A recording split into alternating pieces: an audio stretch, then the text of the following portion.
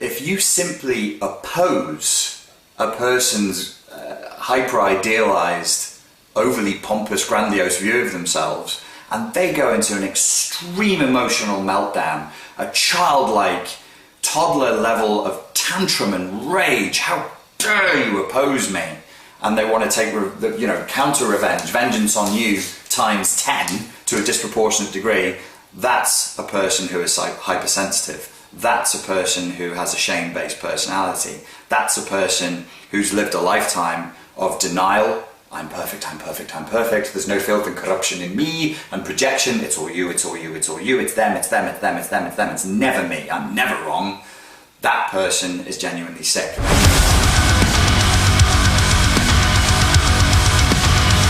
Social media is changing shit up in the world. If you have bad behaviour, people are going to find out about it eventually.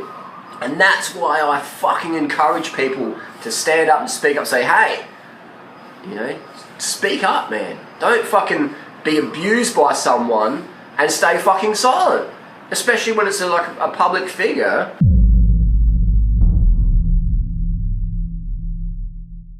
Narcissistic Abuse Awareness Day. There's a lot of awareness that really does need to be done as far as abuse and what abuse is, and kind of who is abusive and who can be a target of abuse.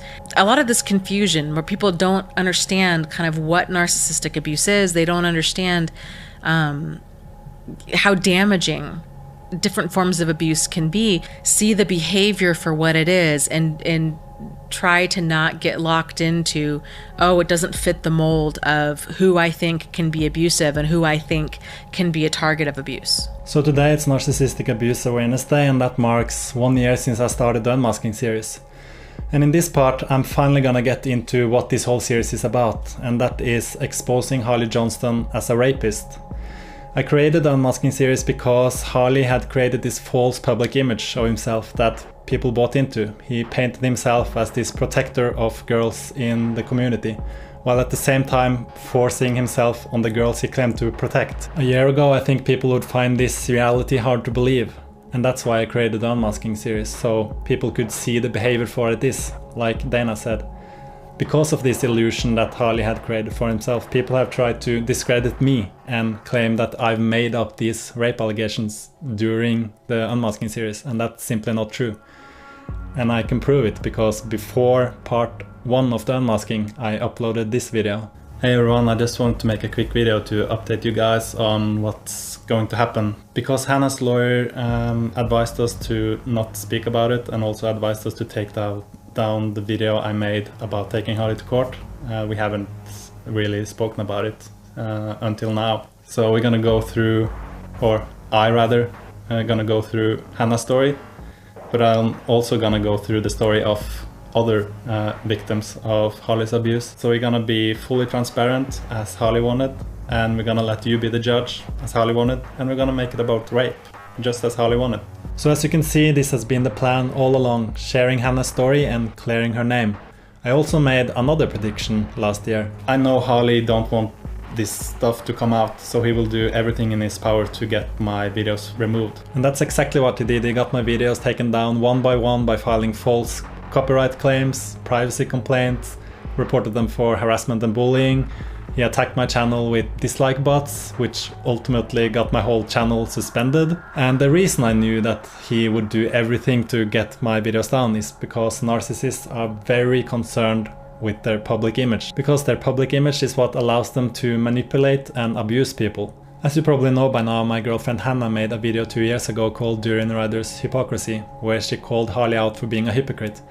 Because Harley accused another man in the community of having sexually predatory behavior, but the behavior he described was the exact behavior Hannah had experienced from Harley. After Hannah made her video, Harley literally tried to destroy her with a slanderous story, and that's what I'm gonna expose in the first section of this video. There's 3 main ways that they go about manipulating with their words that I wanted to cover in this video. So the first way is stretching the truth. Stretching the truth, it's when very general facts are construed in a way that is designed to paint an inaccurate picture. Oftentimes, abusive people will blame their victim or blame their target for being the one with abusive, manipulative. And she's manipulated them. We're the ones with the problem, right? Like, we're the ones that are crazy, delusional, difficult, paranoid, whatever. After you confront them about something, that the conversation gets way off track, and next thing you know, you are having to either defend yourself or some behavior of yours in the past. Manipulative, abusive people are the kind of people that if you bring up something, they are not okay with that. In their mind, they're entitled to have issues with you or with us all day long, but we're not entitled to have even any type of issue with them. What they're doing is what's called a smear campaign. And it's where they basically have now spun the situation around to make them the victim of you. Trying to actually fight a smear campaign can be incredibly difficult. Like anything else with the narcissist, there's like a kernel of truth, and then there's a big ball of a lie wrapped around it. So it's hard to, you can't ever separate the two. They're so enmeshed, and it's just so confusing. Well, today we're gonna separate the two, so let's systematically go through his slander story and debunk his lies. Another day, another drama. I'm a rapist, apparently. Allegedly. Targets are not highlighting their abuse. Targets are usually hiding it. By overreacting when they hear this topic in conversation, they're outing themselves. Again, they're not grounded in reality. They're delusional. So they are completely unaware that their overreaction to you or friends talking about this certain subject is outing them. So in the first few seconds of his first response video to Hannah, he already exposed himself. And some people that knew nothing about the situation could actually see through this, like this commenter, saying, "I have a feeling that he gave himself away with his response over Hannah's original video. Instead of answering and trying to defend against what she said, he actually tried to defend himself against what actually happened. His reaction betrayed him." And tons of people pointed out to him that Hannah didn't accuse him of rape in her video. It's almost like he didn't actually watch Hannah's video, and instead just assumed that he was being called out for raping her. This morning I'm a rapist on YouTube. That's the new video today. Stay tuned on that one. That's what she's insinuating. What's that? Are you doing a response? Yeah, I'll have to now. I've got emails saying, "Did you what rape are your this girl?" feelings to Hannah Chloe because you supported her so much and now she's coming out with this? I kept all the emails, all the screenshots. This is gonna be good. So making it a point to just have their victim twist in the wind. Like, I'm going to teach you a lesson. And that's really the feeling when you're going through something like this. That's exactly how you feel. You know, I had been at the Q&A the following morning after watching Hannah's video, and Harley had said, plain as day, Hannah put out a video saying that I raped her. And I'm like, well, that's simply not the truth. A lot of people started to take that as the truth and talk about it as if it were the truth, and that's not what Hannah did. And I found a lot of other things about the public reaction to that whole video and that whole hoopla disturbing. You have to remember that rape is all about power and control, and Hannah making this video standing up against him showed him that she was taking back this power and control that he had taken away from her. So this was a way for him to punish her, and also a way to show the other girls that this is what I'm gonna do to you if you dare to speak up against me. I won't mention her name, and I'll disable comments on this video, just so people can actually listen to me. That seems a bit weird in itself, that he would not want to mention this person's name, as if he doesn't want people to find that video and have their own opinion on things. He just wants to state his. We have a person, a female individual, currently in Chiang Mai. I won't mention her name, because I don't hate the girl. I don't want her to get hate. I hold no grudges at all.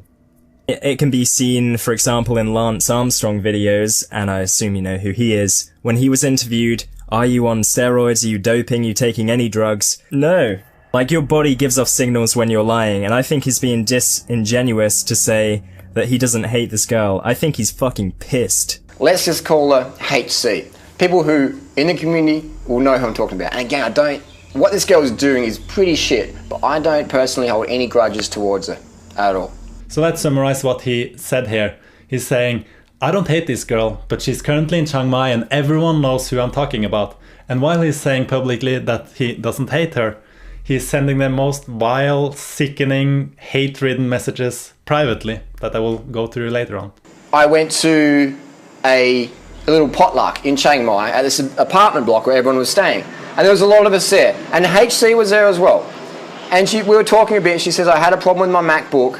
Have you got any tips? And I said, where's your computer? She goes, upstairs. She said, you can come up and have a look. So it's okay. So we went up to her room, just me and her, no one else. She closed the door. We went in. She sat on her bed, and she had her computer out. Okay, so let's separate the truth from the lies. Who better to separate the truth from the lies than Hannah herself? So the kernel of truth in this part of his story is the potluck. There was a potluck in my apartment building that I was at with my friends. And for those of you who have been in social gatherings around him, you'll know what I mean when I say that. He was like really a loner. Like we were eating and enjoying ourselves and talking and playing a game, and he was sitting by himself in the corner eating, I think it was oranges or mandarins. And honestly, like we just felt sorry for him and we felt quite awkward around him. So we made a point of trying to include him in our conversation, and I was talking about the fact that I just about finished my ebook, and so I offered to show it to him, and I said that I'd just go up and grab my computer, and he said that he'd come up as well because he wanted to use my bathroom. And the apartment that we were in, the bathroom was right beside the room that everyone was in, so I could understand that he didn't want to go to the bathroom with all these people in the next room. So I said, sure, you can use my bathroom, and we went upstairs. And so it was not about like computer problem that he claims, that was just like some... I've not had a computer problem. Because these people, they lie so much all the time, even about stuff that a normal person, it wouldn't even make sense to lie about. Like it wouldn't make a difference if it was like computer problems. It's irrelevant. Yeah. As we were going up the staircase, he was like saying something about how I had nice perfume, and I was just like, I'm not wearing perfume, basically. And so he went to the bathroom, and he makes a big point about the fact that I sat on my bed, but as you can see in this clip, there was literally nowhere else to sit in my room. For those of you who have lived in Chiang Mai, you know apartments are usually, you know, furnished very minimally. So I was sitting on my bed, and he went to the toilet, and it was honestly quite uncomfortable and disgusting listening to him going to the toilet. I like barely knew this guy, and yeah, he came out and was still talking about my perfume and how he'd used it as an air freshener. So clearly he'd like been going through my things while he was in the bathroom, which was just again weird. He also makes a big point out of how Hannah closed the door, like that's a big thing. I don't actually remember whether I closed my door or not. It's completely normal to close the door after you when you go into your apartment, right? I mean, I might not have even closed my door. I literally, it wasn't something that I thought about. He's painting this picture to make it seem like you were interested when... Yeah. And this is how he's like taking the truth and like twisting it for his own agenda to make people believe his lies. There's always some sort of kernel of truth to whatever they're saying, but it's surrounded in a big ball of a lie. It's very interwoven, and that's a whole exercise in crazy making. Don't even try to go down that bunny hole. And I could tell there was a bit of attraction going on there. Mutual attraction, adult mutual attraction. I think we have to take sexual attraction away from rape. The key driver of rape is its power, its humiliation, its degradation. And I found she was a nice girl, which she was, and she obviously liked me. Now you can start to understand why I've made the Unmasking series, because in part 1 of the Unmasking I went through the traits of a narcissist, and one of the traits is preoccupied with fantasy. And here you can clearly see that he's preoccupied with fantasy, claiming that, oh, she obviously liked me, when she didn't. I just felt sorry for him.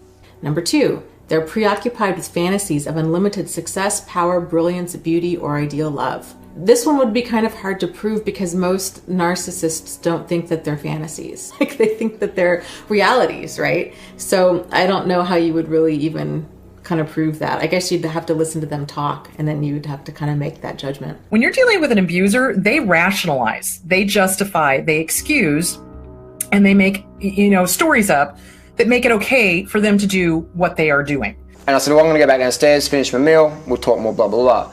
So this is a pretty insignificant lie by itself that he kind of initiated going downstairs again, but when you add up all these lies, he's constantly portraying the idea that Hannah wanted him alone in her apartment and she closed the door and she sat down on her bed, and he's constantly like painting this picture. It's pure manipulation.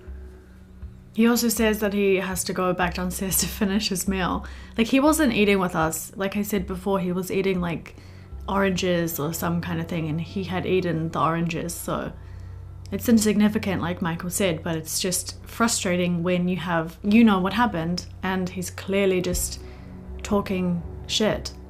Yeah, to manipulate. And so we talked a bit more. We had email conversation or Instagram conversation. I've got it all saved somewhere after, because I sort of had a hunch something might turn out. So here he's contradicting himself. He just said that Hannah was a nice girl, but now he's suddenly saying that, oh, he had a hunch that something might turn up. Also take note of how he is claiming that he has email and Instagram conversations saved, because he's gonna be called out on that. So we go back downstairs, we talk more, and I think later on it was HC did really cool banners and graphics. She does really good stuff. She's got good talent there. And I said, how about you, if you want, design me a book cover for my Durianrider's Lean Body Bible, the cycling ebook, and do me a little channel banner. And if you do that, if you're happy with doing that, I'll give your ebook a shout out, a video just for the thing, giving it a plug. Because I think the information's good and you're a nice girl. And she's like, win-win situation. I win, I get my banner, I get my graphics. HC wins, she gets a big plug. So here you can see for yourself that Harley says that they had already agreed on a shout out for Hannah helping him with the cover art and the ebook cover. Later he changed the story to Hannah sleeping with him for a shout out. So the truth sure changed a lot here. That's how you know that he's lying, because his story is so inconsistent and he can never stick to one version of the story because it's a lie. And then so I said, well, maybe come over to my hotel and one night and we can sit down and work it out. She said, no worries. So what actually happened was I was working full time at that point, and so I finished work and I went home and changed, not into something nice, just into something other than my uniform, because I thought we were going to go to a vegan cafe. He asked me to meet him at Taipei Gate, and a lot of vegan restaurants are around that area, like and Taste from Heaven. And so I went to Taipei Gate in the early evening and he was late, so I just talked to this. Any of you who were in Chiang Mai might have known about the free hugs guy that would stay around Taipei Gate area, and so I was talking to him while I waited for the NUC to arrive, and like I said, he was late, so I was like kind of annoyed that I'd been waiting there. And when he arrived, he really didn't say very much to me. He just was like, let's go, and rode off. And I assumed we were going to go to one of the nearby vegan cafes, like I said, but he just rode off to what would turn out to be his hotel. I didn't actually know that we were going to go there, and I wouldn't have been okay with that had he told me, which is probably why he didn't. So I was like, okay, so she turns up one night to my hotel and she's dressed nicely, you know, attractively. I was like, okay, here we go. So again, he claims that Hannah just turned up to his hotel room, that we know is a lie. And he also said that I was dressed nicely, and the truth is, I had changed out of my school uniform into my cycling leggings and a t-shirt. It wasn't particularly nice. Even if it was, you had dressed up super nicely, we have to remember that this is a girl in her early 20s in Thailand, where it's like 30 degrees, and she was thinking that she was going to a cafe, so that would be, like, that's not a point. Yeah. And like, clothes, what someone is wearing is no excuse. That's victim blaming. They'll say it's because you came on to me. You were too sexual. You were wearing a tank top. You were, whatever. The wind was blowing in the right direction. They will always blame the targets of abuse. 90% of people who are victims of rape or sexual assault in this country are raped by people who know them. It is entirely irrelevant what they're wearing. Rape has nothing to do with what you're wearing. Rapists are opportunists. And much like a narcissist, they are looking for vulnerabilities. They will always blame whoever they were abusing, always. So it really has nothing to do with the victim. It's not that, she was wearing a short skirt, or she talked to him at the bar, or she invited him into her apartment. It has everything to do with power and control. And that's really narcissism in pretty much a nutshell.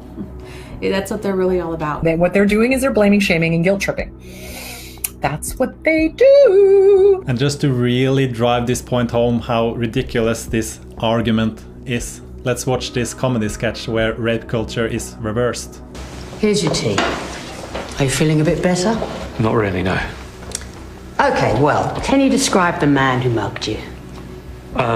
He was about 5'10", short dark hair. He put a knife to my throat and he demanded my phone and my watch. And were you wearing what you're wearing now? Sorry? Is this what you were wearing when it happened? Yes, but... You look quite provocatively wealthy. Look, I failed to see how what I wear has any Well, just a bit of an invitation, isn't it? Like you're advertising it. Look... You seem distressed. I'm going to bring one of our counsellors in. This gentleman's a bit upset. He was mugged earlier. Oh dear. Had you been drinking? Yes, because if you'd had a drink, it can send out confusing signals. Lead somebody on with a nice suit and the phone, and then at the last minute say, I don't want to be mugged. He put a knife to my throat and he demanded my possessions. And you just gave them to him. Did you even scream?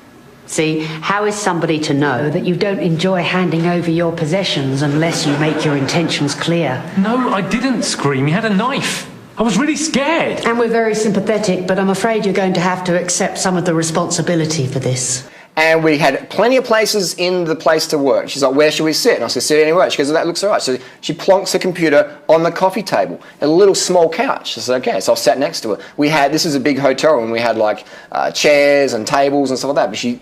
But HC chose to sit on the couch. So I sat next to her. So this is going to be good. Actually, there were only 2 places to sit in his hotel room. As you can see, he uploaded this video that actually shows you what it looked like.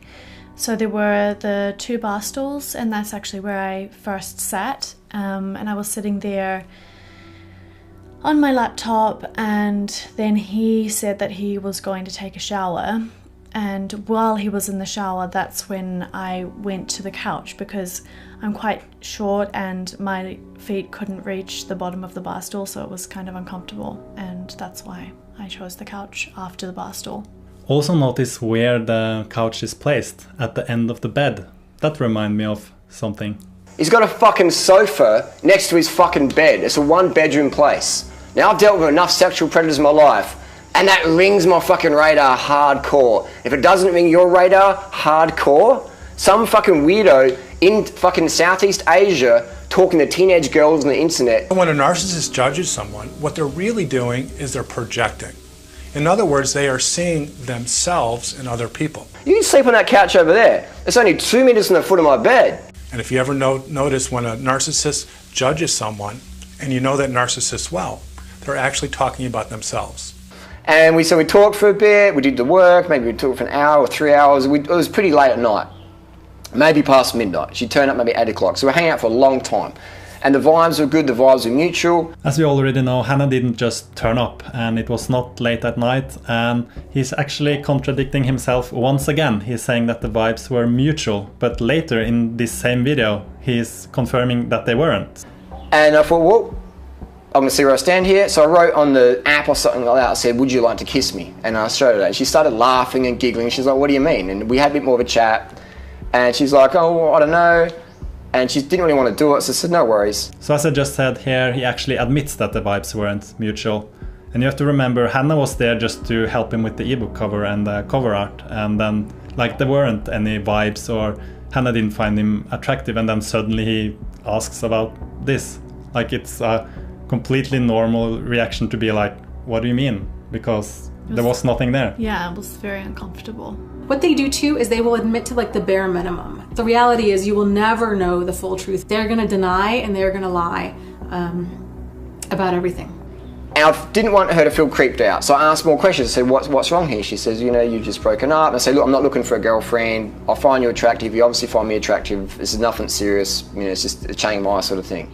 She's like, okay, but nothing happened, and she went home. Nothing happened, and she went home. He actually admits to this. Hannah actually went home before she had finished the work that she had gone there to do. At this point, she had only finished the channel art.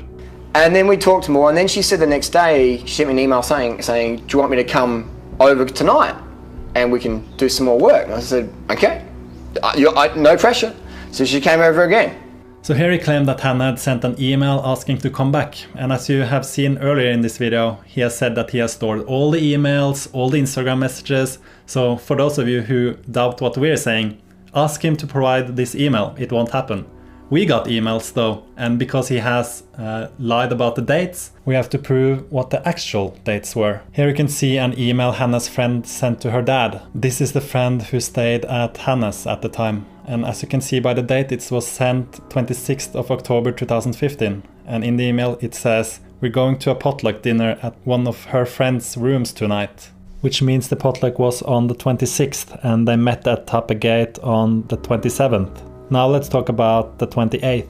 Here you can see the file for the ebook cover was created Wednesday 28th of October at 3:53 p.m. Yeah, so I did the ebook cover as soon as I had time at work. I had my last class and it was actually my last day of work, so I had plans that evening to go to Taste from Heaven with my friends and celebrate. So I did the ebook cover when I could that afternoon, as we've showed you in the screenshot.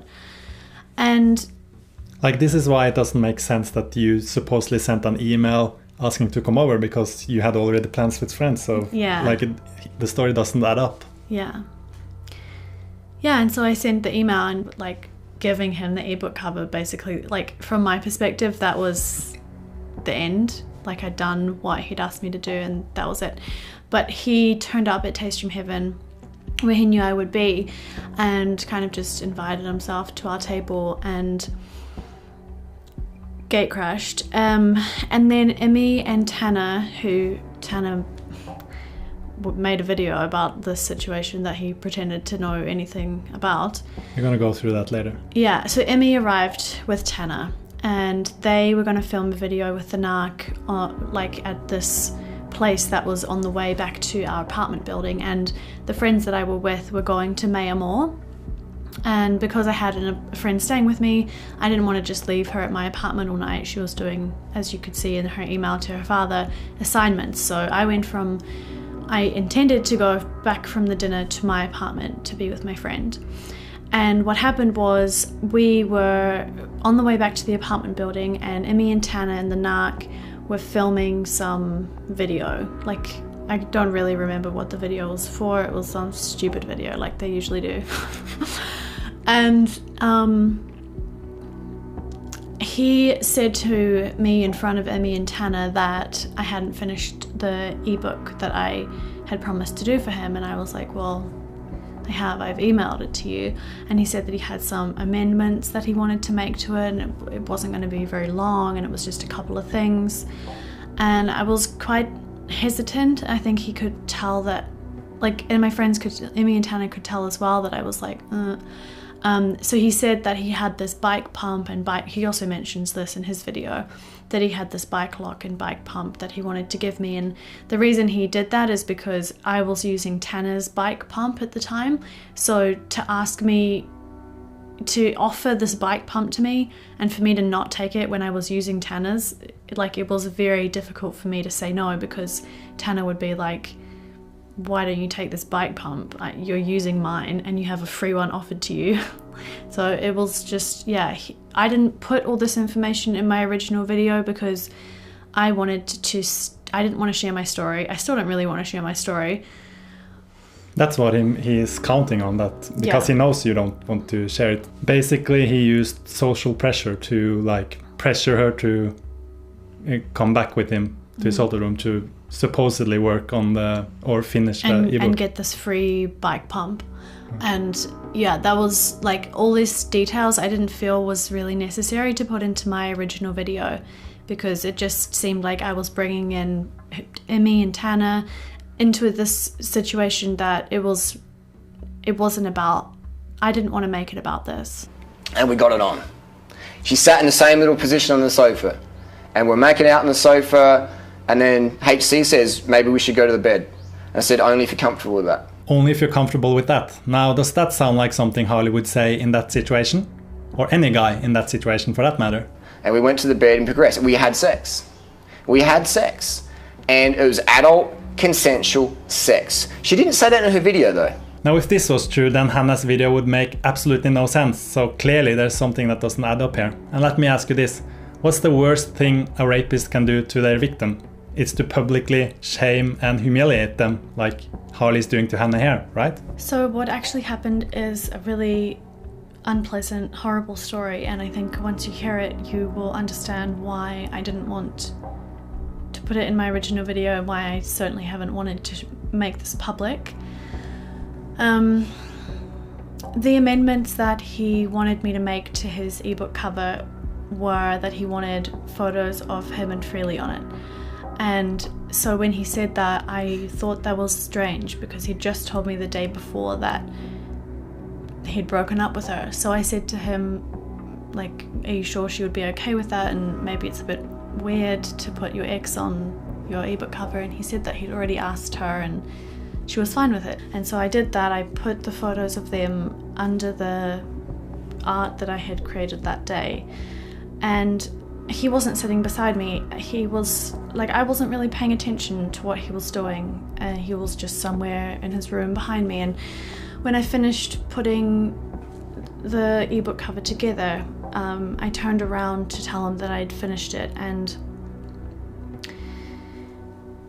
he had obviously been arousing himself behind me, because when I turned around, he stood right behind me with an erection, and I just froze and turned around, and he walked around and sat beside me on the couch, and there was a cushion beside me, and he picked it up and put it over his crotch. And that's when he said, like, have you thought more about what we talked about last night? And I said, yes, I had thought about it, and the answer was still no. And when he said that, that's when I noticed that his voice had changed. It was like a little boy, and I just remember thinking, like, how strange and scary that was, that he'd like become this different person. And so I said no, and he was trying to kiss me and, like, asking if he could kiss me, and then, like, leaning in, and I had to, like, lean out of the way. And I said no, and he would ask for more. He asked to have sex, and I said no. And he wasn't taking my answer. He wasn't, like, listening to what I was saying, basically, and he was just touching me and trying to kiss me and asking me for sex. And so I started saying all these excuses, like, you've just broken up with Freely, and I'm on my period, and yeah. And so he kissed me anyway and wasn't really listening and was touching me, and so I got up and said, like, I have to leave now. And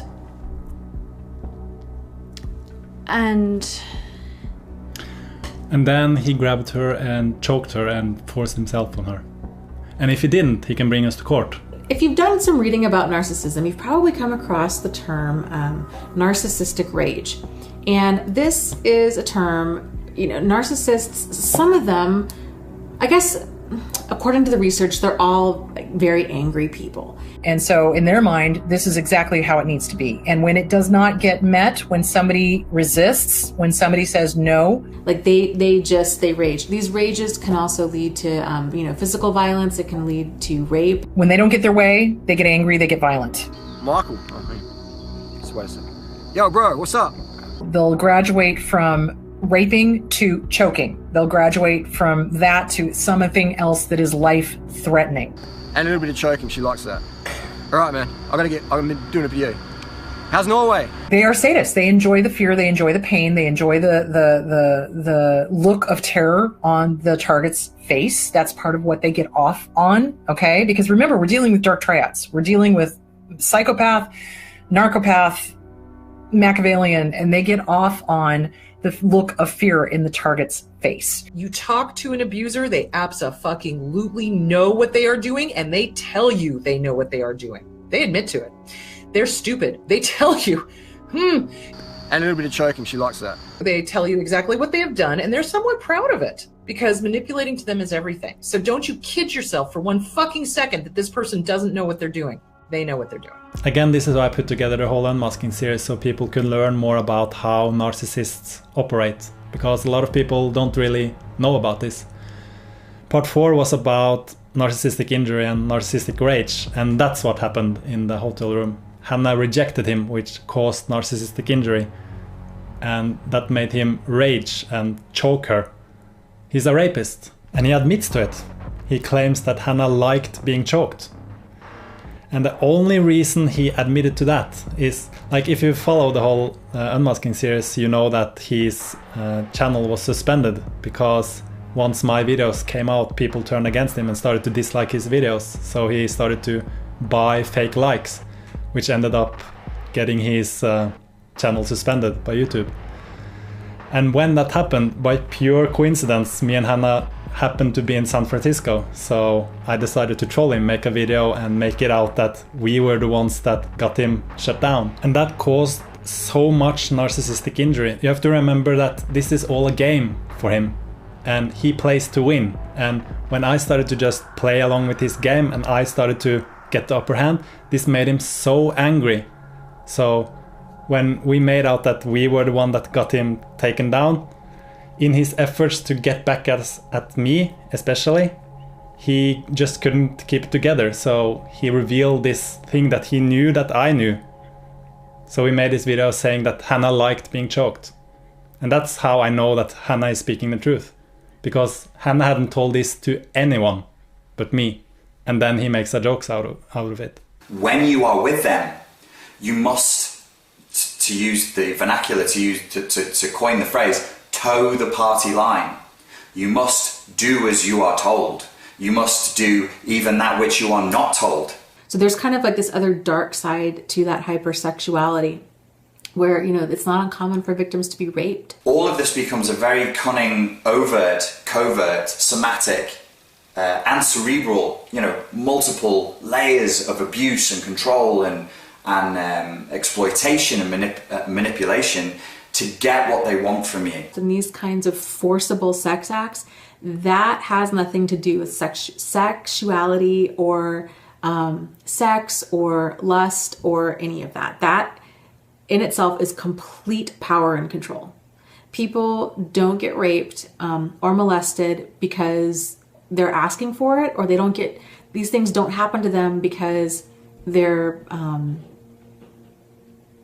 you know, there's nothing that they're doing to cause this. This is how they behave. This is who they are. They're con artists. They're extorters. They don't know how to get what they want via legitimate means, but they know they deserve it and they want it really badly, so they're going to do it via the non-legitimate means. And she's looking up here, she's looking up there, and she's probably reading some script. So he's trying to make the point that Hannah is lying because she's not looking directly in the camera all the time, but that's just normal. In fact, the research demonstrates that liars maintain more deliberate eye contact than truthful people. Consequently, liars tend to overcompensate by maintaining longer eye contact. Now, who is it that is looking straight in the camera during his video?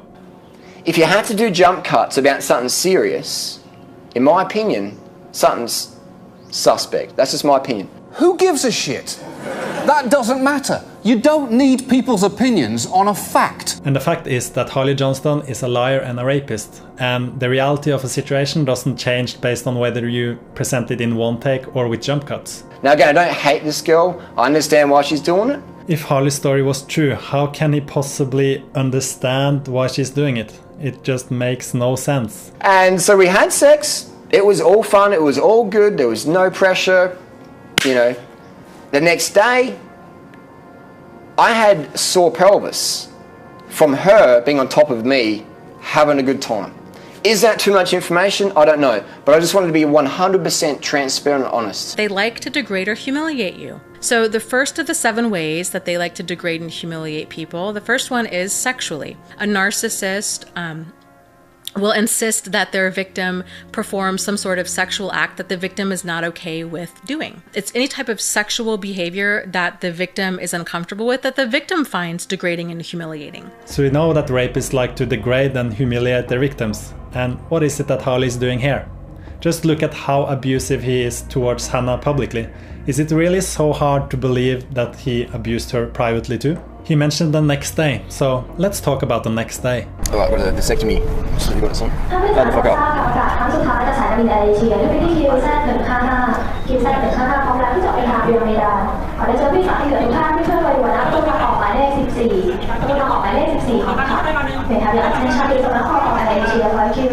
So as we can see, he's on the airport on the 29th, and as we can see by the lighting, it's early in the morning. Now, why the hurry to leave the country if he has done nothing illegal?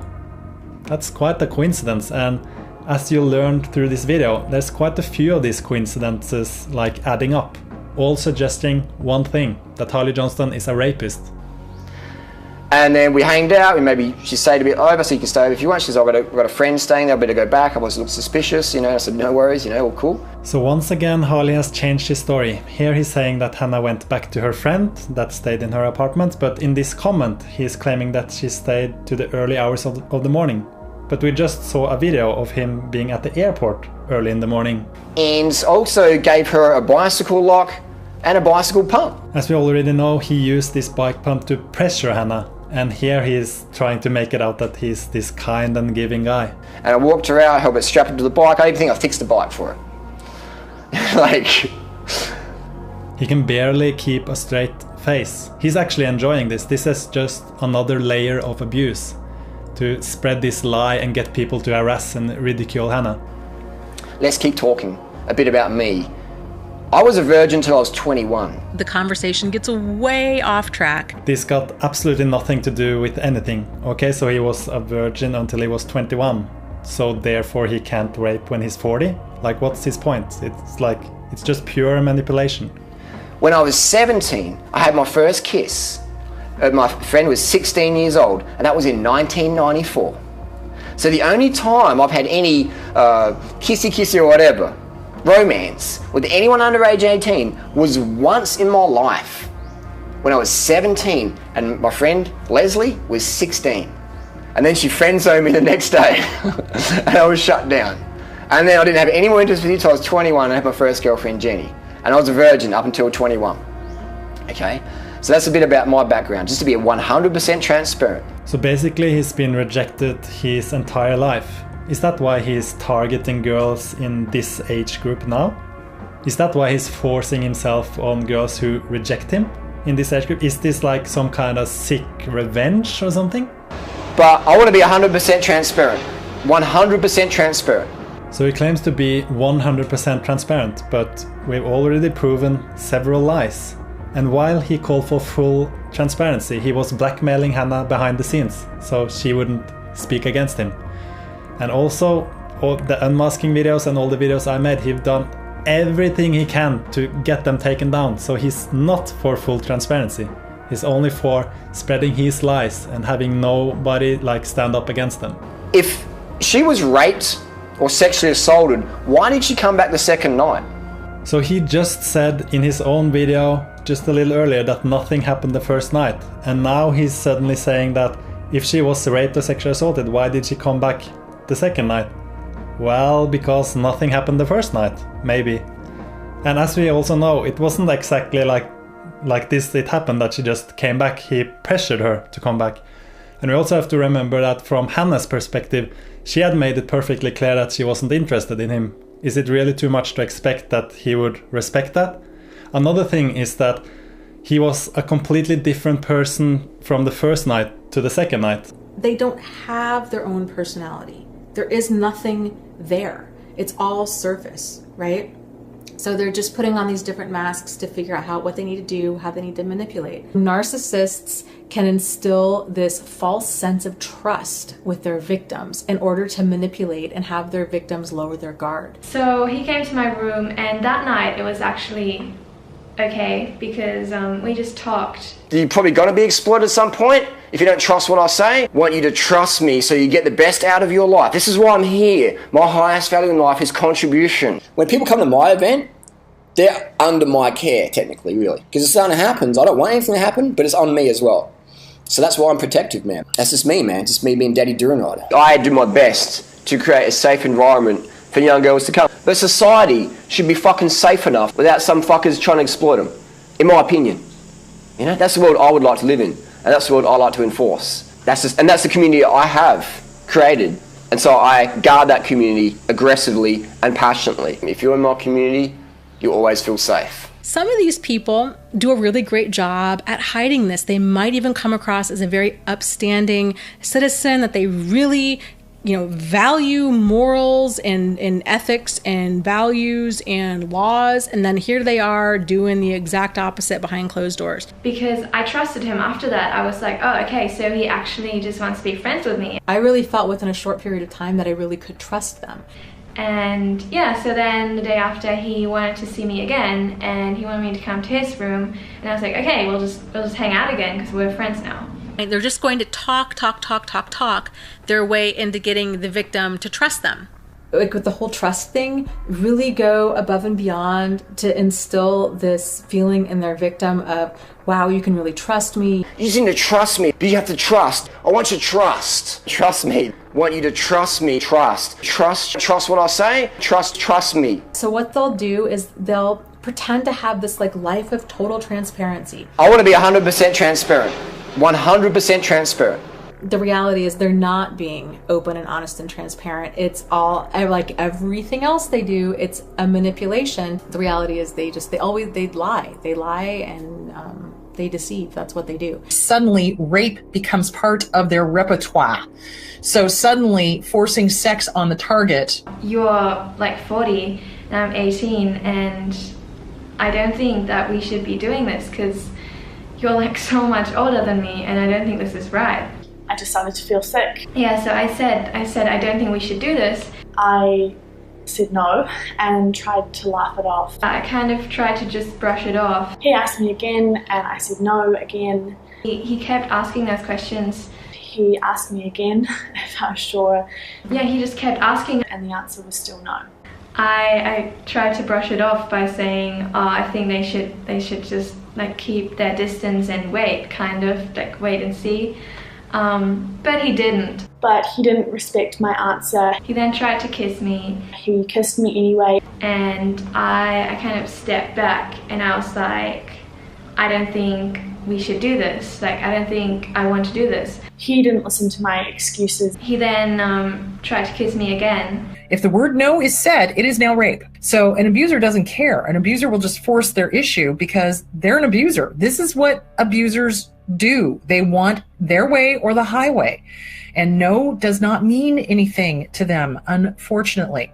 What was strange about that situation is he was so taken aback and almost, I'm not sure, confused or angry that I said no to him. You know, their wants, their needs, their everything is utmost. And if you reject them, if you say no to sex, they will fly into a rage. They will start throwing things. They will start destroying property. The wheels of my bike were gone. So my bike was locked by the frame downstairs at my apartment building and my wheels were just gone. They'll go harm a car. They'll slash tires. There's a cuckoo for Cocoa Puffs. Now that was a few hours after Harley got so angry at me, and he knows exactly which one my bike is. Obviously, he knows exactly where I live. Yeah, sex suddenly becomes a weapon. Why didn't you send me emails after we had sex, complimenting me about the sex, making jokes about the sex? I said to her in the book review, I said, I'm going to do your video, is there anything I should say? And HC says, how about you tell him I'm a good lay? Winky face. He has repeatedly said that he has stored all the emails, all the messages, yet we've never seen any of the emails he's talking about here. Why is that, do you think? Is that the sort of work? And I've got a lot more information on that. I'm not going to go there because that's personal stuff. I've probably already been a bit too personal, but I felt HC abused our relationship of trust by sharing information that freely said to her in trust. And she made a video about that on YouTube. This is pure projection. It was Harley who abused their relationship of trust. We also have to remember why Hannah made her video. It was because Harley was projecting his own sexually predatory behavior onto another man in the community. That's why Hannah shared this information. So I don't know, this is the first time in my life this sort of situation's happened, but I've learned that the best way forward is 100% transparency of what happened. I was single in Chiang Mai. HC was single in Chiang Mai. His whole explanation for me making these videos was that Hannah cheated on me, but here he's saying that she was single. And she was single. But of course, when I started to make my videos, he changed the story once again, because what would be the alternative? That I made these videos because he's a rapist? There was a mutual attraction. There had been flirting with her to me prior to that, which is normal, natural, not illegal.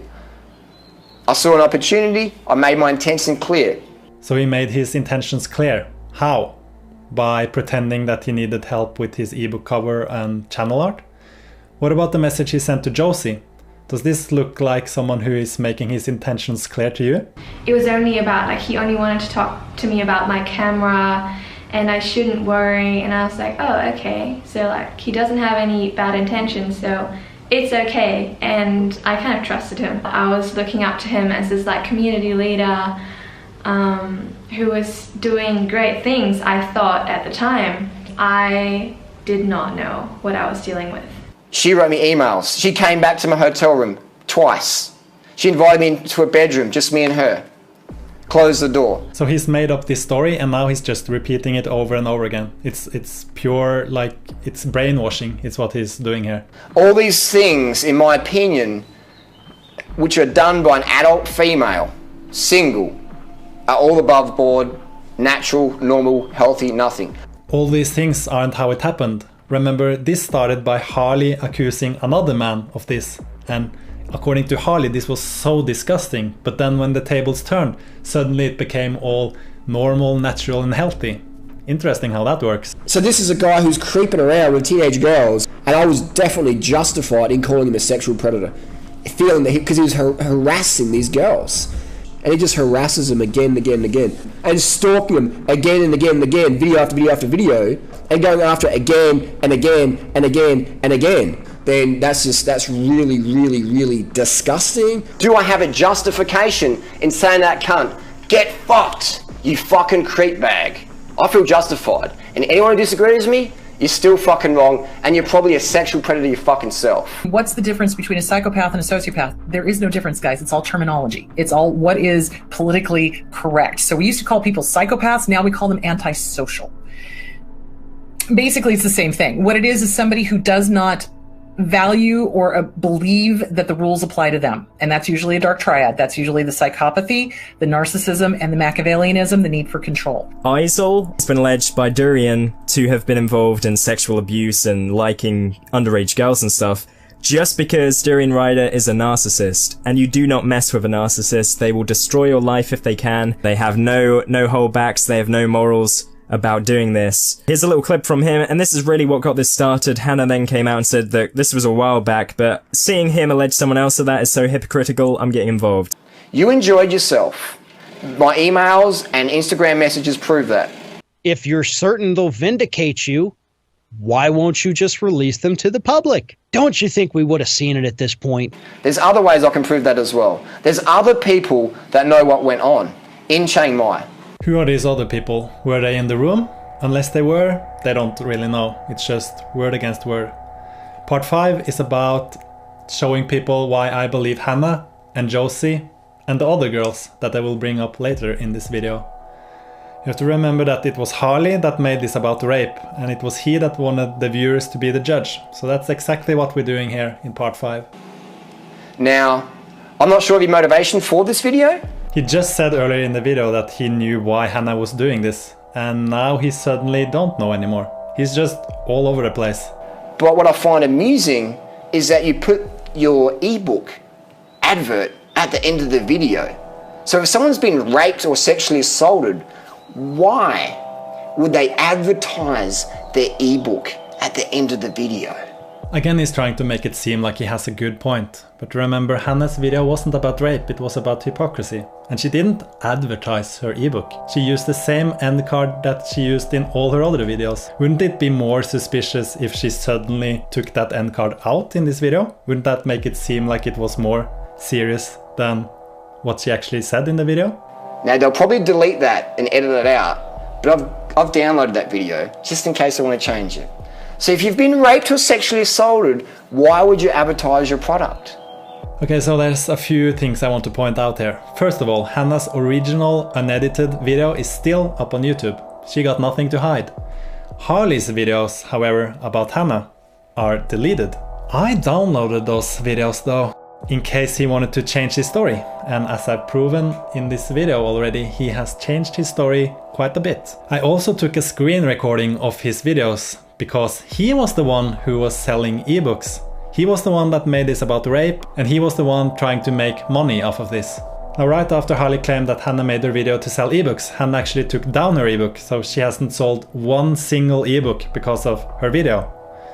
And that's despite Hannah actually wrote her own ebook, while Harley is stealing other people's intellectual property and selling it as his own through his ebook, and making this about rape and trying to make money off of it. He's projecting this behavior onto Hannah.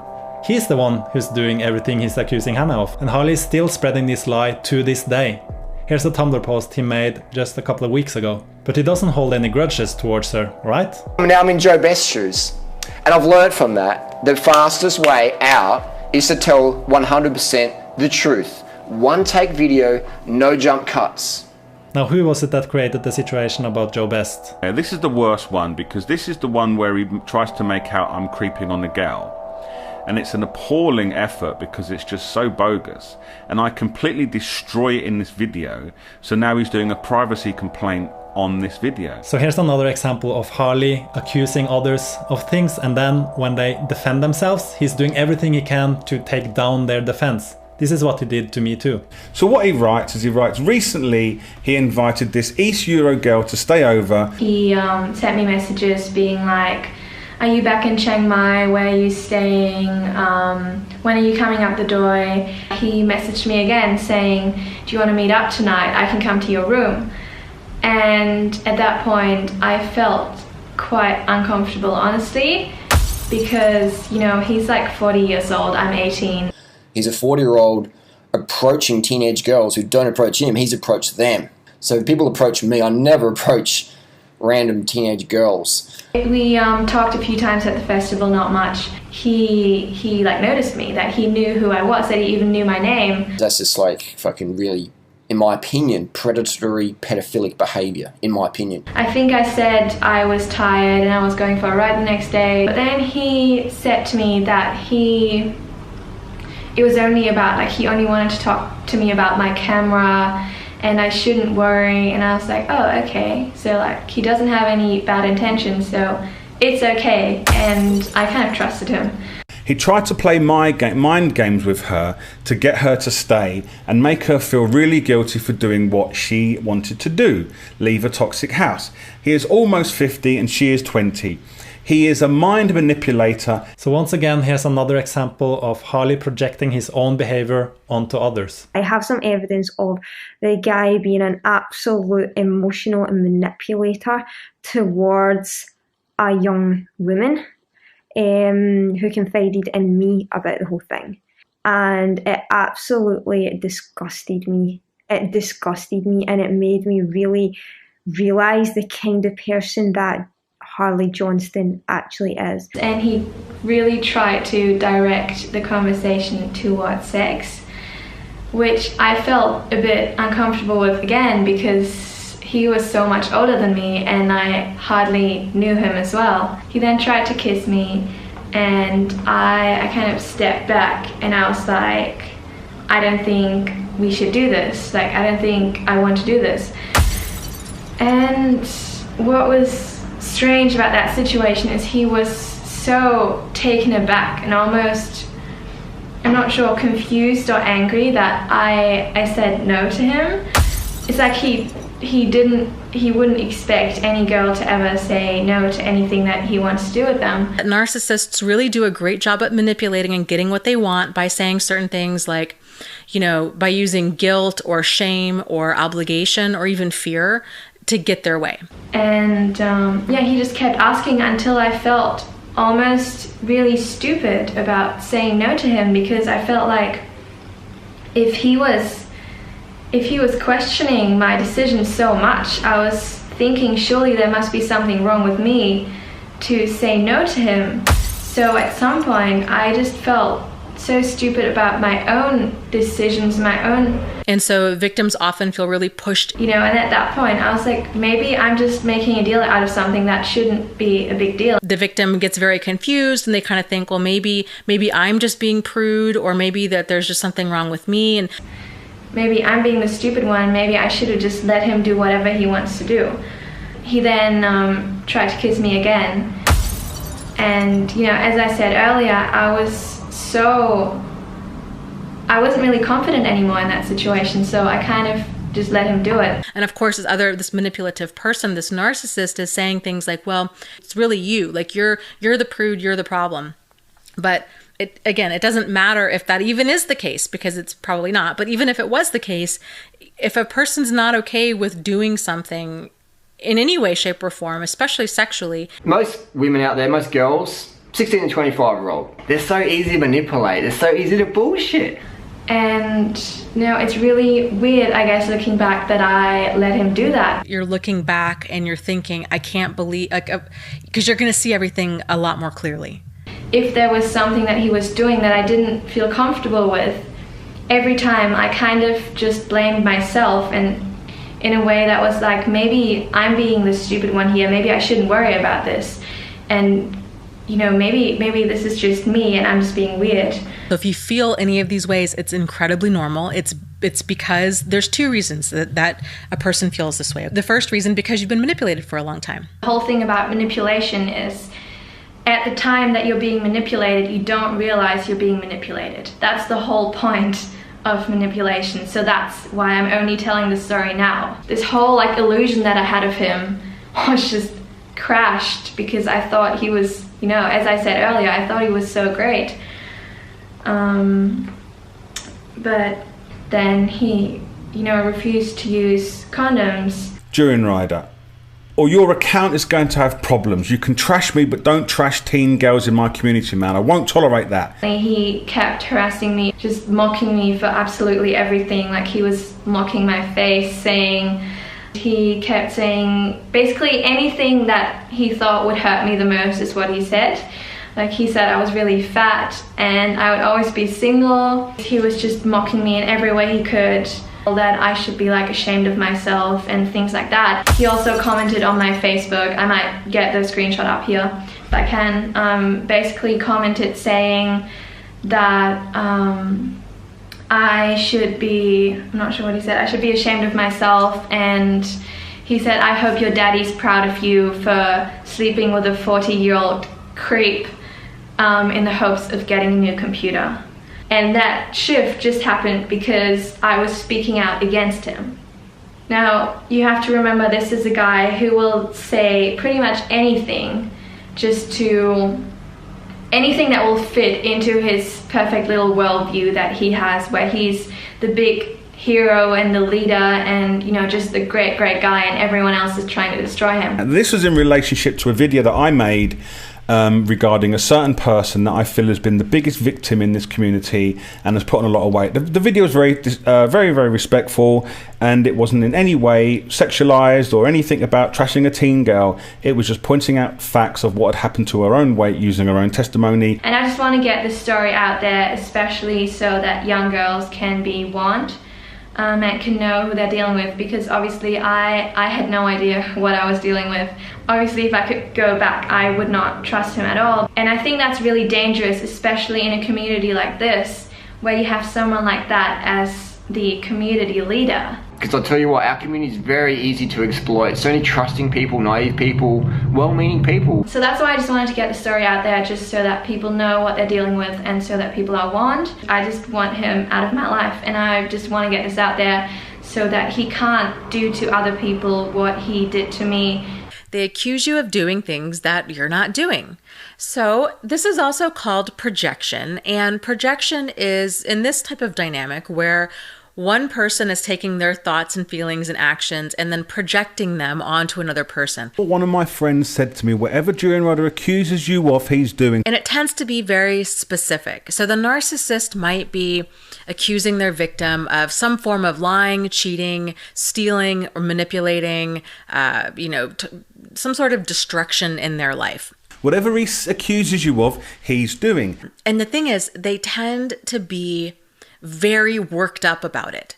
I mean, really, really agitated. But then he's just gone up another level. So I've skipped past this. I'm not going to go into it detail, but then he started going, take down your video, you're a fucking cunt, fucking fake cunt, fucking dog, all this kind of stuff. Dog, fucking shit, fucking hate, fucking cunt. All this, just loads and loads and loads of messages. This behavior, they turn really just verbally hateful and abusive and just horrid.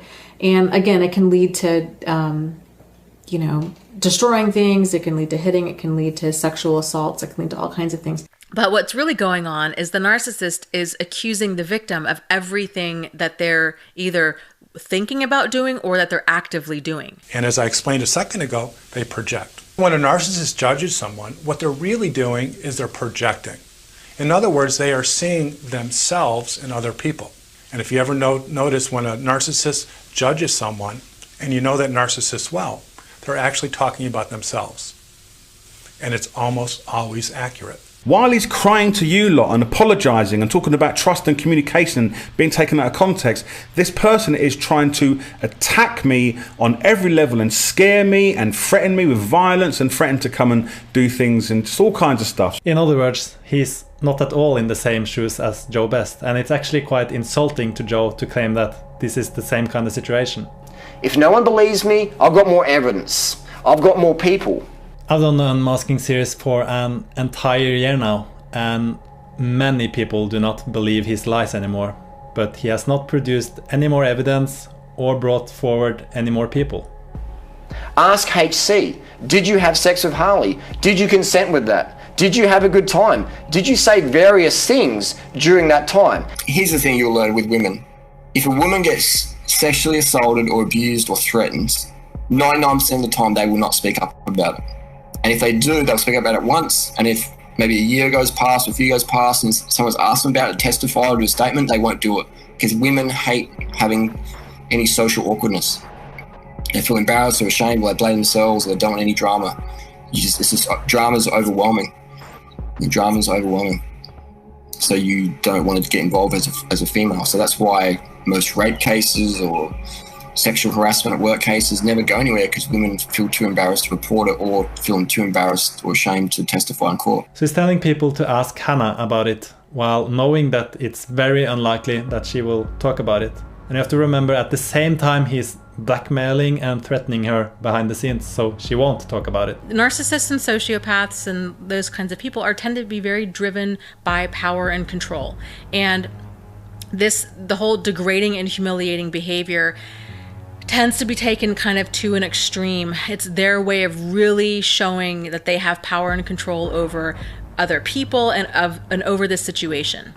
And again, the degree that they are doing this kind of behavior also has a lot to do with how sadistic they really are. So if they really enjoy seeing somebody suffer, if they really enjoy seeing their victim in pain, then these different ways that they go about degrading and humiliating a person can be, like anything else, it's a full spectrum. So it can be kind of mild, like discomfort that the victim's feeling, or it can be really extreme, very painful, very degrading, very humiliating and embarrassing behavior that it can take a victim a long time for them to move past this. Narcissists really do a great job at honing in on what makes that victim tick.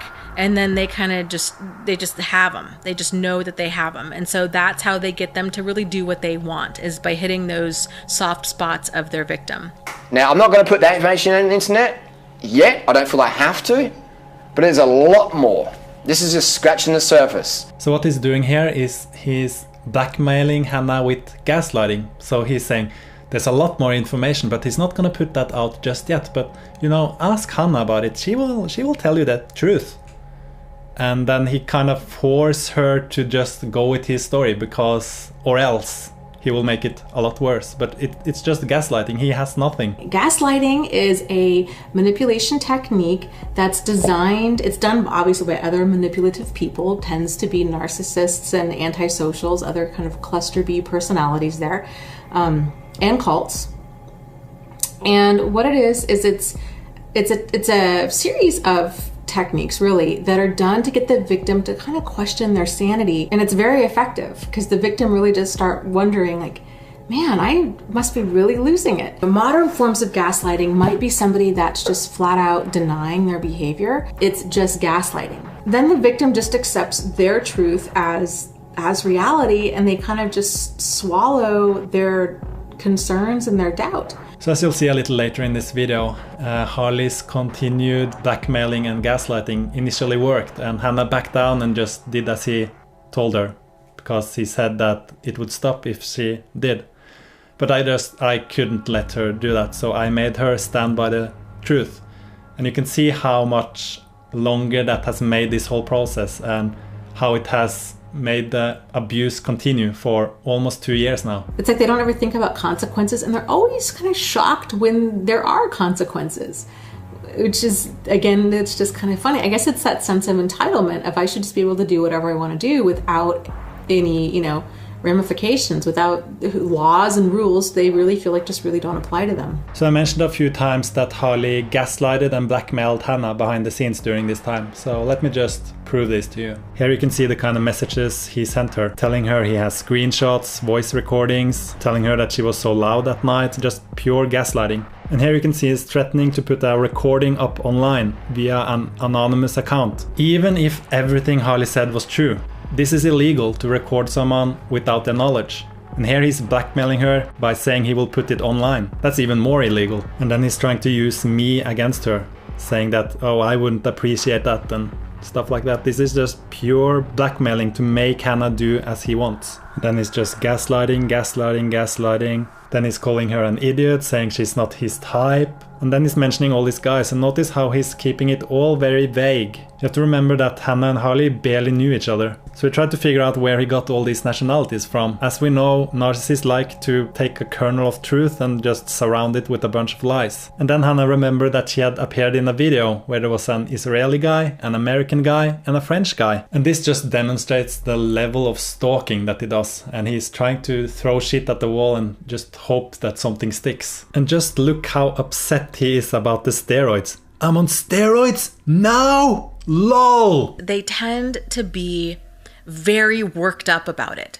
I mean, really, really agitated. The thing is, now we know that he was on steroids. It was confirmed by Freely after they broke up, and he even admitted to it himself a couple of months later. And the only reason he admitted to it was because everybody already knew. And then he claims Hannah was all sexed up and ready. Now this is what Hannah was wearing, and Hannah's friends can confirm this. As we know, Hannah was out with her friends that evening. And then he continues to just gaslight her with all this nonsense. And then he's claiming that he sent himself a screenshot to his own email about something Hannah supposedly said. It's weird that we haven't seen this screenshot though. And then after having gaslighted Hannah and blackmailed her and threatened her, saying he would put up all these recordings and shit, he's telling her that she now needs to do a response video and it's time to tell the truth. What he's really saying is that Hannah needs to just repeat his story. Repeat all the gaslighting and stuff, or else he will do what he has threatened to do. When our abuser is abusing us, they are filling our head full of shit. I mean, really, truly, literally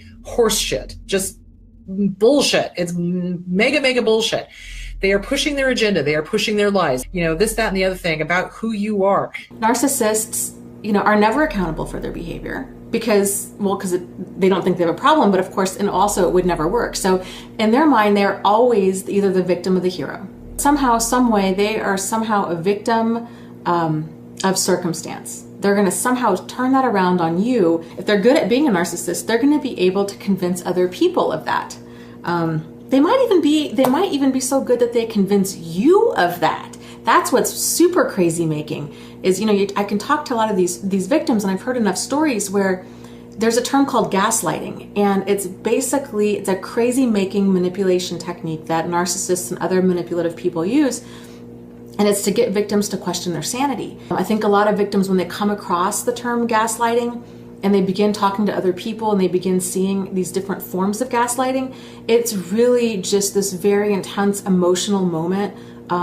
You just break down and just start crying because it's like everything makes sense and you're not crazy. And this is exactly what happened. So let me tell you how I found out about what had happened to Hannah, as Harley constantly claims that she was lying to me and stuff, but I knew about this long before Hannah made her video. In fact, I was the one who pressured her to make her video. So what happened was, when I met Hannah and in the early stages of our relationship, I quickly noticed that something wasn't right. She struggled with intimacy.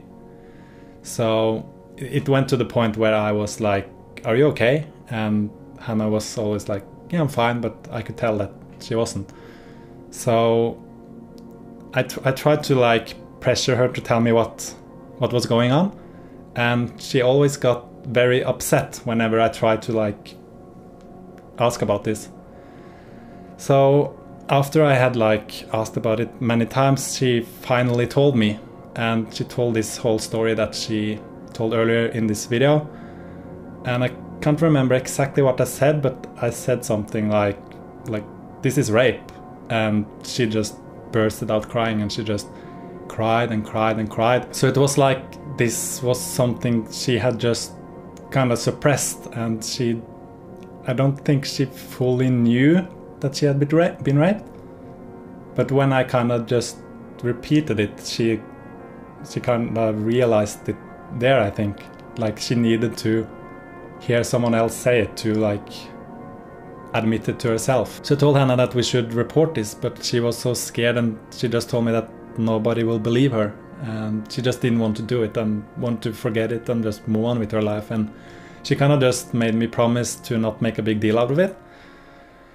But like at the time I didn't really know who Harley was. I had just seen him in some Freely videos and stuff, so I wanted to look into who this guy is. And one of the first thing, like this was around the time where Jen Felici died, so one of the first thing I discovered was the whole Jen Felici or Jen Journey thing happening, and I could not believe how the vegan community could like just let him get away with this. And then like right after this, he started to accuse other men of things he had done. Like he detailed things that Hannah had told me, and I couldn't just stand by and watch this. So I wrote this long email to Isol that I intended to send to him via an anonymous account, where I kind of detailed that Harley was projecting his own crimes onto Isol, but I didn't mention any names or anything. So I wrote the email and I asked Hannah if she was comfortable with me sending it, and that's when Hannah said that, oh, he will just think it's a troll that wrote this. And that's when Hannah decided to put her identity to her story. And even though it was Hannah's decision to make her video in the end, it was after I had really shown her how wrong I think it was and how annoyed I was by her just letting this rapist get away with his crimes. And if you think the screenshots I just showed is fake, here's a video I took of the messages. So as you can see, I went to Harley's profile and went through his photos. Obviously this is a while ago, this is back in 2016, so you have to scroll back to see the same photos. But then I go into the messages, press send message, and look what comes up. The same messages that I just showed. And here you can actually see that Hannah asked him to not contact her again. But as we made perfectly clear already, this guy doesn't take no for an answer, so he just kept sending her messages until she blocked him. But before she did, I took this evidence because we were gonna take him to court, so I wanted to prove this for the judge.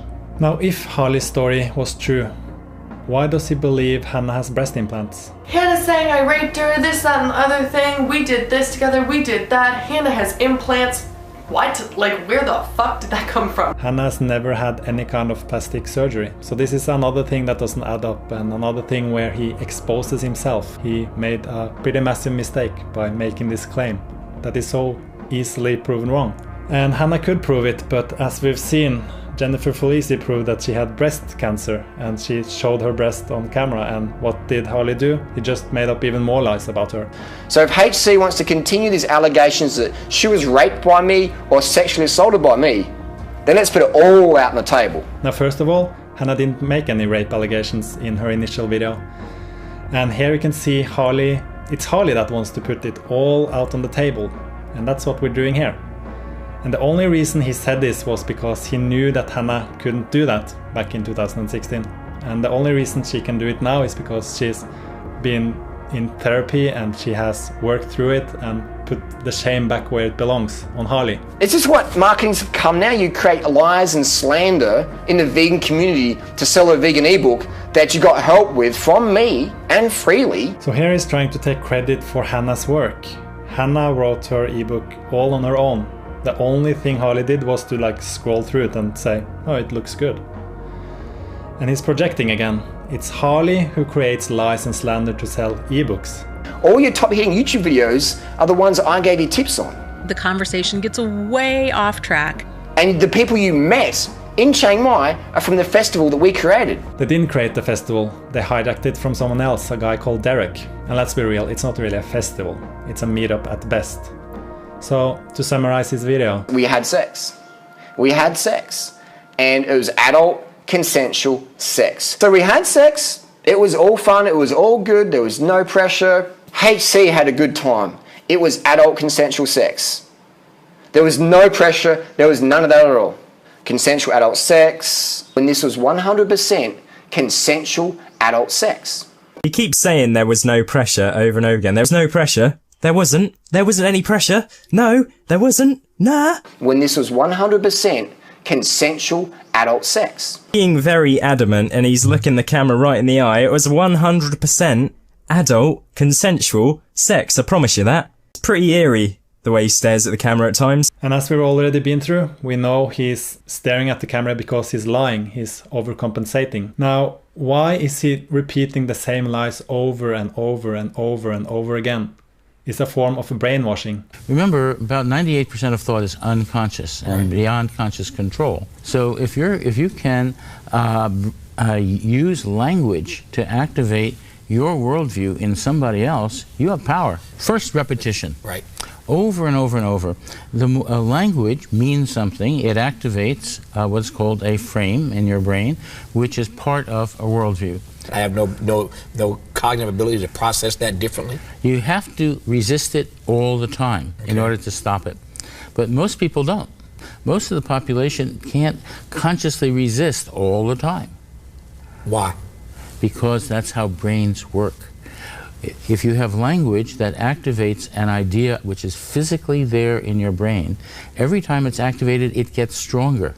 The more it's repeated and activated, the stronger it gets. So now you're telling me that my mind is so easily manipulated. Some people's minds are. Yours may or may not be. Yeah. But most people are not consciously looking for what is going on opposing them. And most people don't think about other people's worldviews. If you hear some information that comes in and it doesn't fit what your brain can understand or comprehend, you're going to either change it or ignore it or attack it. One of those things. And in fact, I mean, lots of experiments show this. If you go into neuroscience, it's well known. That's what's going to happen. This is as a neural filter. You're probably not going to win if you take them on directly, because they're smart enough, manipulative enough, and they have legions of followers who believe in this image of perfection and kindness and love. Their passive-aggressive ways will be able to take all of their followers and all of the people that drink their covert narcissist Kool-Aid, and they will be able to get them to understand what is wrong with you. So because Harley had created this illusion for himself, and because people were buying into it, all he had to do was to create this story that didn't even make sense and just repeat it over and over again, and people would just take it as truth. Do you really think he's vegan? He's exploiting veganism to manipulate people. He always have to tear people down and just like turn the vegan community into this thing where it's got such a bad reputation because of him. I'm going to show you another little clip of a separate video that he did hours later after that one. Here we go. So would you like some more proof, and what proof would you like? Give this video a thumbs up if you want to see emails, Skype conversations recorded, screenshots recorded, Instagram messages recorded. If I had loads of proof, and I was being alleged to have sexually abused someone, and I had something that said, yeah, look, they were well into it, they loved it, we did have sex as well, they failed to mention that, I'd be like, here, look at this. I've been alleged of that. I've got a right to show this information. Why is he holding back? Why is he saying you got to like this video and then I might show you? Yeah, why is he holding back? It's because he has nothing. This is all a part of the gaslighting and blackmailing to make Hannah say that she wasn't raped. This next clip makes me laugh. Just watch it. I've got a lot of data. This is a 64 gig or 100 gig iPod. There's a lot of stuff on this. I've got like hundreds of gigs here. I've got an iPhone that I'm recording this with right now. That's full, about 110 gig of data on their footage. What's his point? Like, I've got an iPhone, I've got an iPod, I've got an SD card. Just show us your Facebook chat that you wouldn't have deleted. This guy. About 110 gig of data on their footage. I've got this computer here, this MacBook 500 gig, there's probably 350 gig on that. And I've got a hard drive in the Gold Coast, Australia. I've got a hard drive in Adelaide. So something's gonna come up. And I've also got my Gmail account. And I looked at it last night and showed a few people what was going on, and they're just like, this is shit. So he has footage, voice recordings, emails, Instagram messages, screenshots, and he's showing nothing. Why is that? In this video here, Durianrider is talking about the evidence. So he has plenty of footage. Just look at this. Look at that. Look at that. A lot of data. A lot of data. You can see that this is a full iPod and lots of USB sticks. And yeah, it's just, what the fuck do you say here, man? Norwegian. What do you have to say now? This is the footage, and this proves that everything is true what Durianrider is saying, because he has this evidence here in his hands. In this video you can see the evidence. It seems like he's making a joke out of it, but he's actually serious. That's how brainwashed people were in the vegan YouTube community. And what do I have to say to it? Show it. He still claims to have it, as you can see in this post. He says he has some juicy tape recordings and very private footage that certain people never thought would see light of day. This is just him trying to scare me to not make part 5. But I know he has nothing because his whole story is a lie. This is the bit where he bigs himself up some more. You know, I'm really resilient. I'm like probably the most resilient person on the internet. Because I'm the person on the internet, and I'm not saying poor me, I'm saying I'm the person on the internet who gives more than anybody else. More than anybody else? There's no one else possibly bigger on him than YouTube that gives more. What do you mean you give more? What do you do? I put on free festivals, I donate my time more than anyone else, I put up more videos than anybody else. You doing festivals where only people with a bike can go, if not they're a shit cunt, isn't giving. You selling an ebook, which you're going to say about in a minute, for $30 isn't you giving. You doing some videos that you make loads of money off isn't giving. And your videos just tear people apart. You're not good, mate. You're shit. My ebooks are the best value product, no question, on the market, with the most helpful tips. He's just trying to promote his book again. It's a shit book. Everyone that's read it has said it's poorly edited. He's never gone to school properly. He used to be on loads of drugs when he was younger.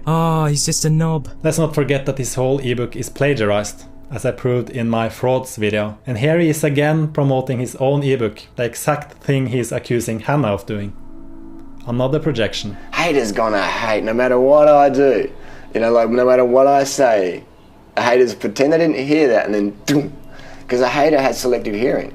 They're like, oh my god, you tried to kiss a girl. They forgot that we had fucking sex afterwards. Then the next night she came back and we had adult consensual sex, and there's plenty of proof on that. Just ask Freely. Freely knows. Talk with Freely.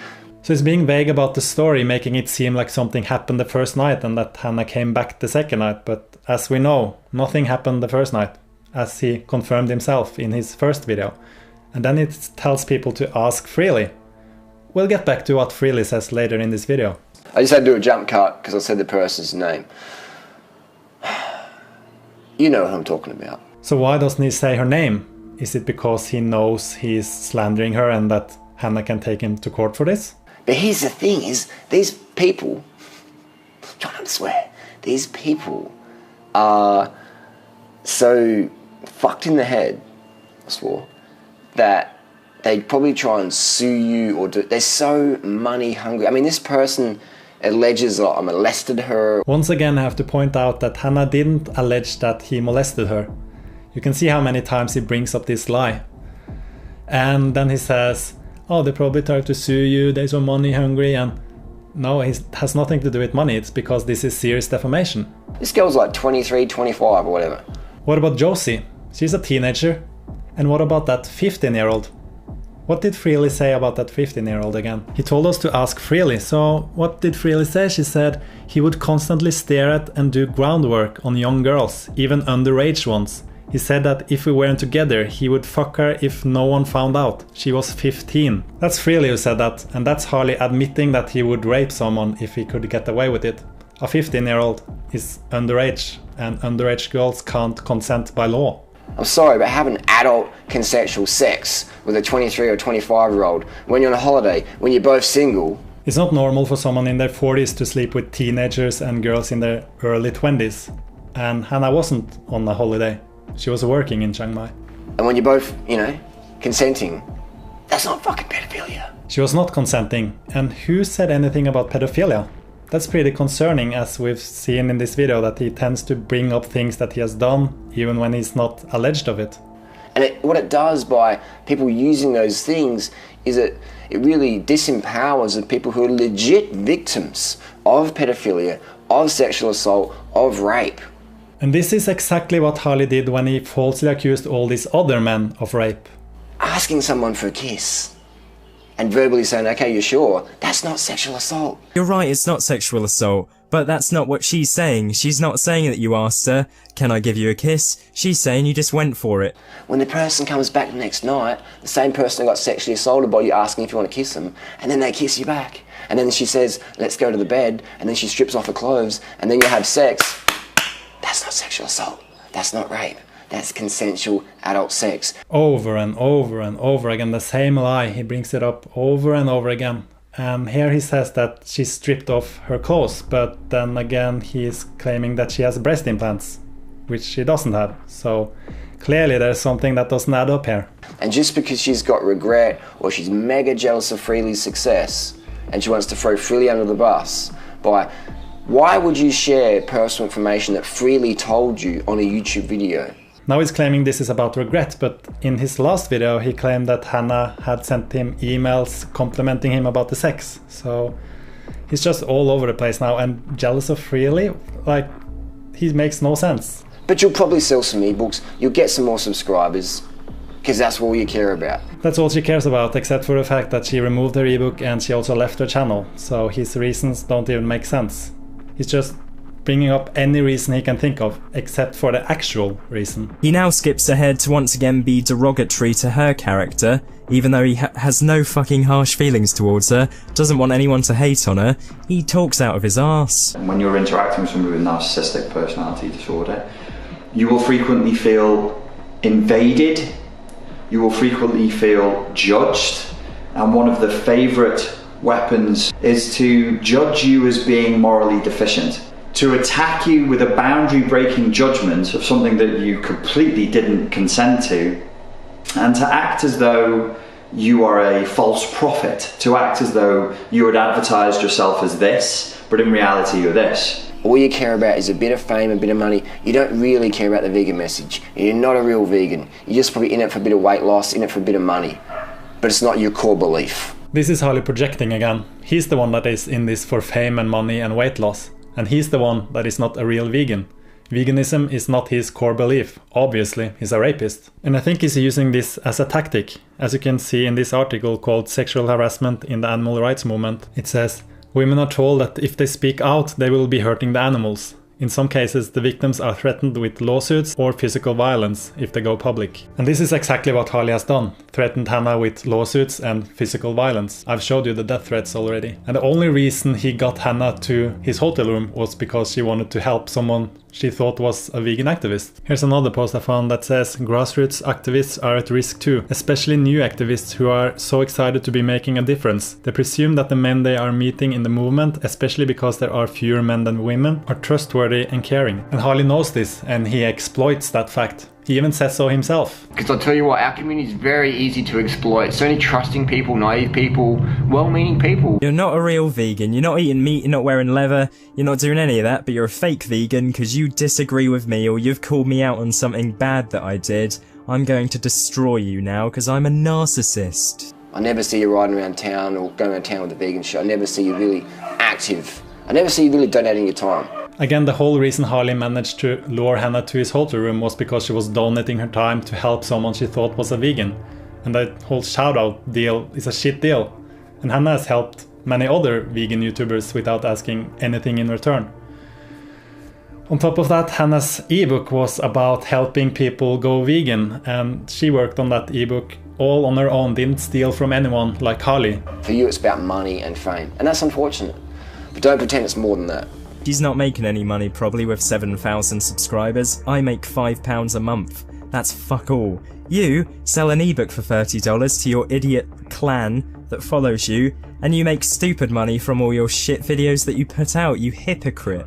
Huge hypocrite. Why? Why do they do this? Well, narcissistic people they're selfish, and they have this attitude of entitlement that they just are entitled, and that the world just needs to be okay with it. That's what makes their behavior so problematic. It's because there's no true accountability on their behalf for what they're doing, and because there's no accountability of that what they're doing is wrong. There's no remorse, and there's no real desire to change. So if you want to see more evidence, if you want me to go for all this stuff, I'm happy to do that.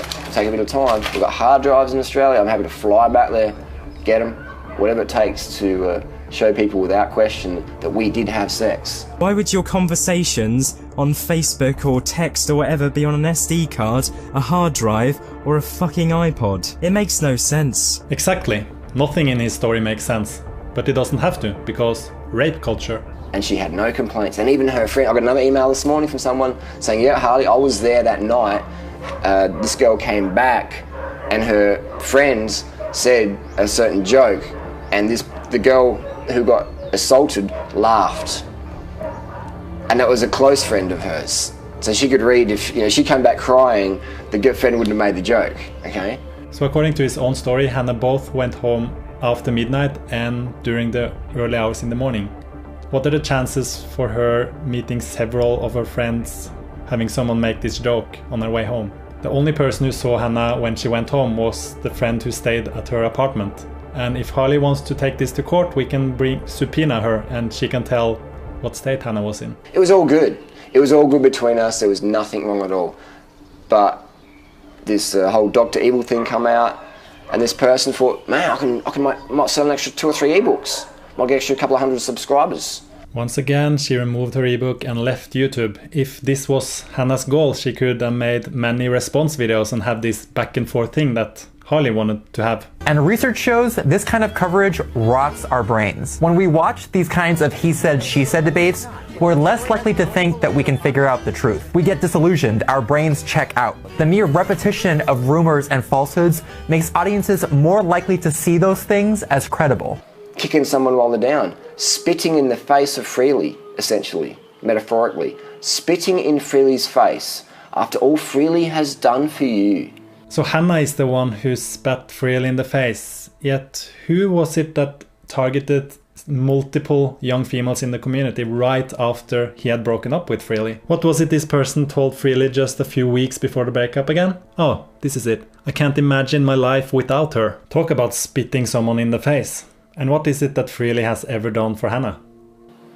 And all the hard work Freely's, she's in Chiang Mai. You're sitting on your lazy ass. How can I make Freely's life harder? Freely's riding up the mountain every day, doing the Q&A. Freely, working so hard and working herself into the ground. And all you can do is metaphorically spit in her face. Make her life, try and make her life a little bit harder. Lucky that Freely's got a hard skin, a hard shell. Lucky that Freely's passionate.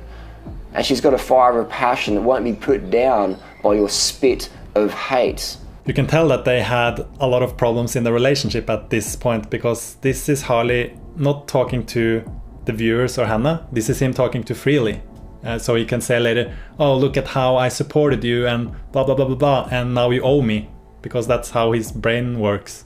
So all you people out there, this girl included, just look in the mirror. You're not real vegans. All your videos are about attacking other vegans. Here he's projecting again. I've shown hours and hours of evidence of him attacking other vegans. And we have to defend ourselves. Narcissistic abuse strategies, gaslighting, controlling a narrative, altering a narrative, assaulting someone and then crying out in pain as though it was them that had assaulted you, you know, victimizing yourself. You, the threat, who knows who they really are, who can expose them, who calls them out, they have everything to gain by making you look bad. And because they're covert narcissists, they don't do anything direct. There's no direct aggression, there's no direct confrontation. It's passive aggressive reactions. The retaliation is manipulative, sometimes hidden, but when the passive aggressive covert narcissist is going to fight you back, and they're doing it, as I said, behind the scenes, they have to do it in a way that protects their image and their facade. So the way that they do that is they set you up to look bad. We have never ever done a video attacking someone. It's always defending someone because someone tries to say drama to get more subscribers, to sell more ebooks, to get more Patreon things or whatever. If you look back, you'll see that we never started. Really? The Unmasking series debunks this lie. Is he claiming that Jennifer Felici attacked him first? Because she didn't even know who he was before he started to spread lies about her. Just get a life, man. Do some videos about helping people with vegan lifestyle. Put up a few thousand videos. Do a 14-day free video course this week and upload it. Wouldn't do that, would you? Because you don't really care about people. All you care about is some money and some fame. Alright, so if you do a video series that you get paid per view when you put it out on YouTube, that isn't free, mate. You're not doing that for anyone else but yourself, and your advice is shit. Eat 30 bananas a day? That's mental. That's it. He's probably gonna have a go at me now. Probably not, because this video won't get many views. What's your opinion on the guy? Do you think he's likely telling the truth? Or do you think Hannah Chloe, who would really have no reason to do this, make this stuff up, do you think she's telling the truth maybe? Because I think she is. Why is it that anybody always, or everybody, most people in this country, have to give the benefit of the doubt to the guy? We always assume that the women are just lying about this.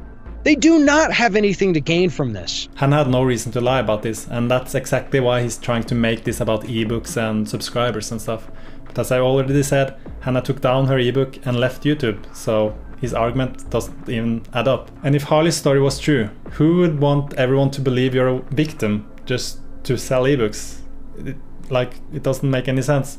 I mean, those kind of people exist, but everyone who knows Hannah knows that she's not that kind of person at all. Thousands of young girls that follow her are going to have their lives really changed for the better because of what she's doing. Because I know when I was a teenager, so much of my self-esteem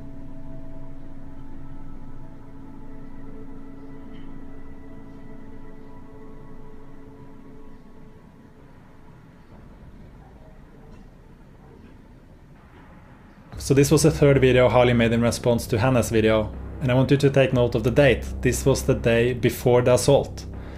So Harley has to take a joke among friends, joking about the heat rash being a hickey, and lie about the dates and use this as some kind of evidence instead of showing all the messages he supposedly have. And even though he didn't say anything in the video, he made Tumblr posts like this, claiming that this was a hickey the day after, and posts like this where he claimed Hannah proudly sported a hickey the next day. He also claims that he knows what Hannah did and didn't tell me. He knows nothing about our relationship, he's just making this up. He's also claiming that Hannah kept sexting him for ages, but he failed to provide any of this evidence, even after he has claimed several times that he has stored all the messages. Here's another one saying the same thing, bringing up the supposed hickey, bringing up the supposed sexual sexual messages. Here's another one he posted just recently. It's obvious that he asked this question himself, claiming that Hannah was extremely promiscuous a couple of years ago, claiming that everyone in Chiang Mai knows this. And let me remind you, this is almost 2 years after Hannah made a 10-minute video. I have a document that is 500 pages long now of him saying stuff like this.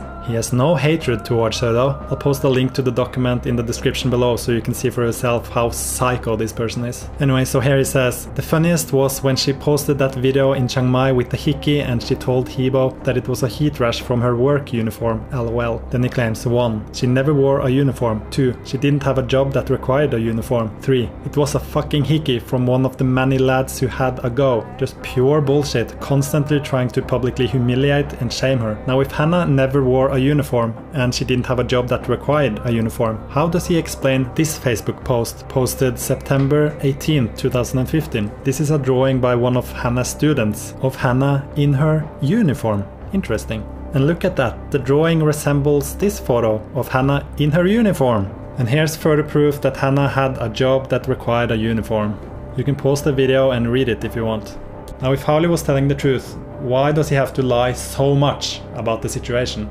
Welcome to a video just quickly talking about some allegations, clearing up. If you don't want any more drama, click down below, there's a link down below for my cycling channel, Durianrider Cycling Tips. Let's just wrap this one up. Hannah is accusing me of a lot of things. So here you can see he's lying about the dates. He's claiming it was around 25th or 26th of October, but we know it was 28th of October.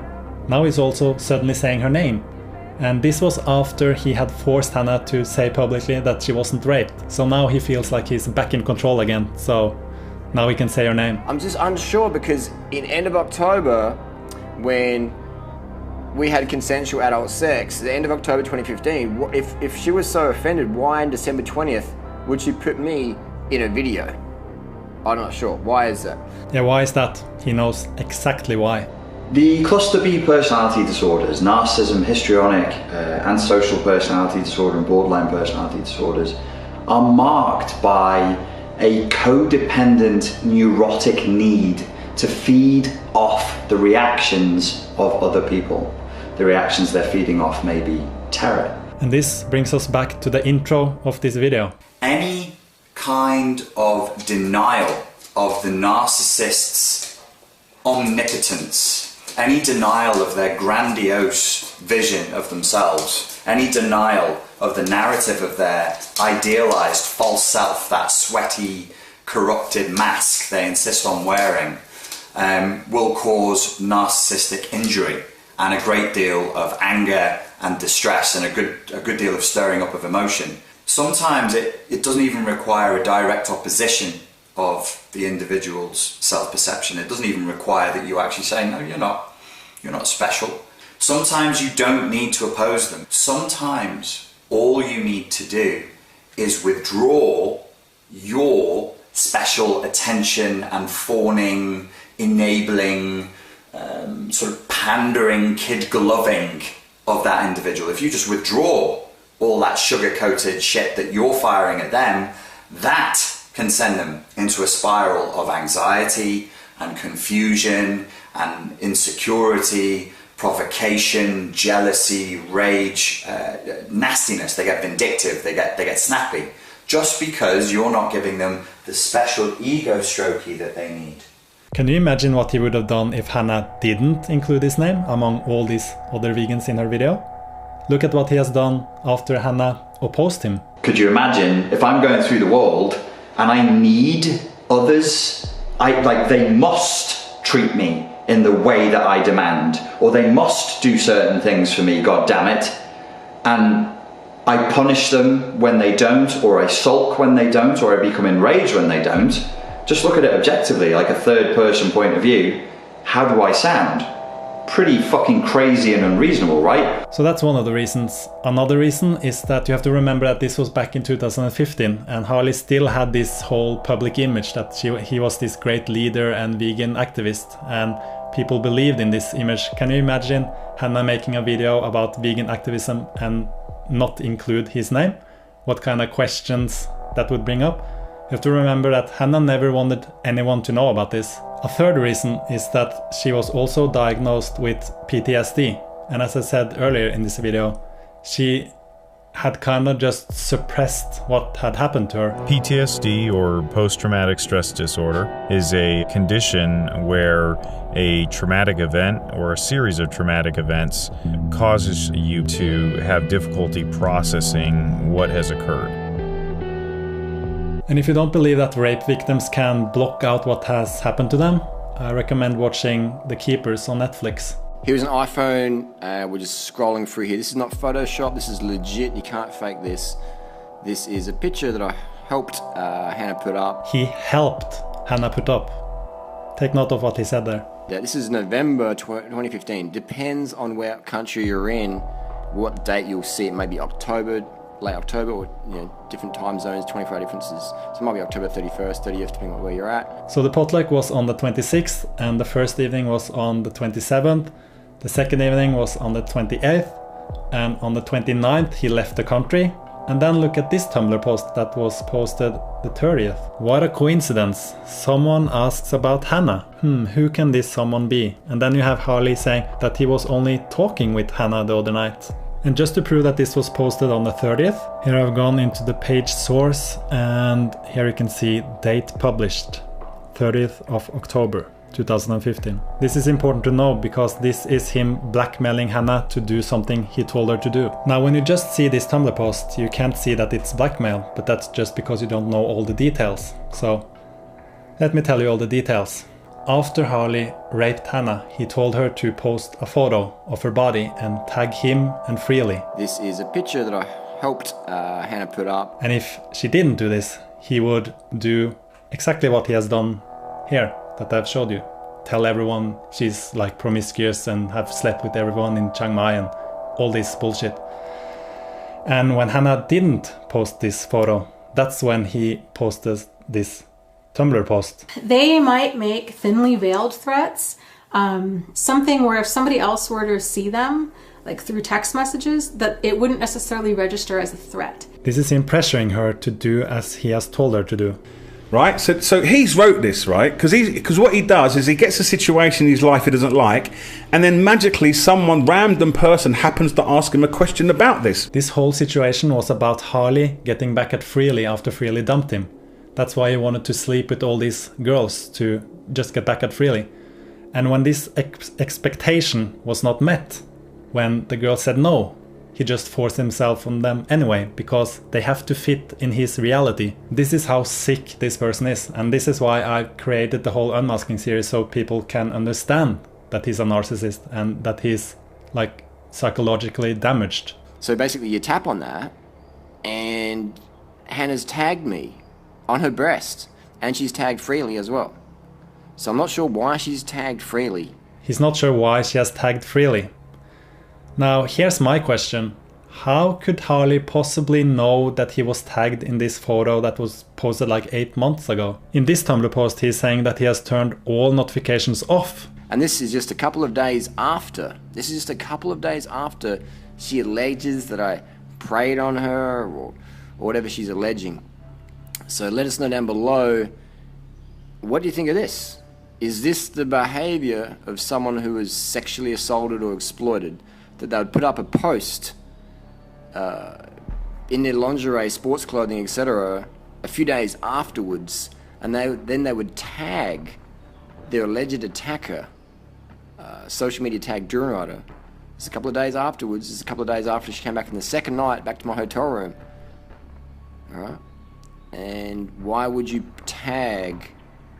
I've slowed this down, it looks a bit creepy with that finger, but I've just slowed it down so people can see it. Why would you tag your attacker on your breast? Why would you? Now we know why. So we definitely don't hate this girl, but I would like Hannah to make an apology video to Freely for disclosing private information that she did. Personal private information. There was no need to do that.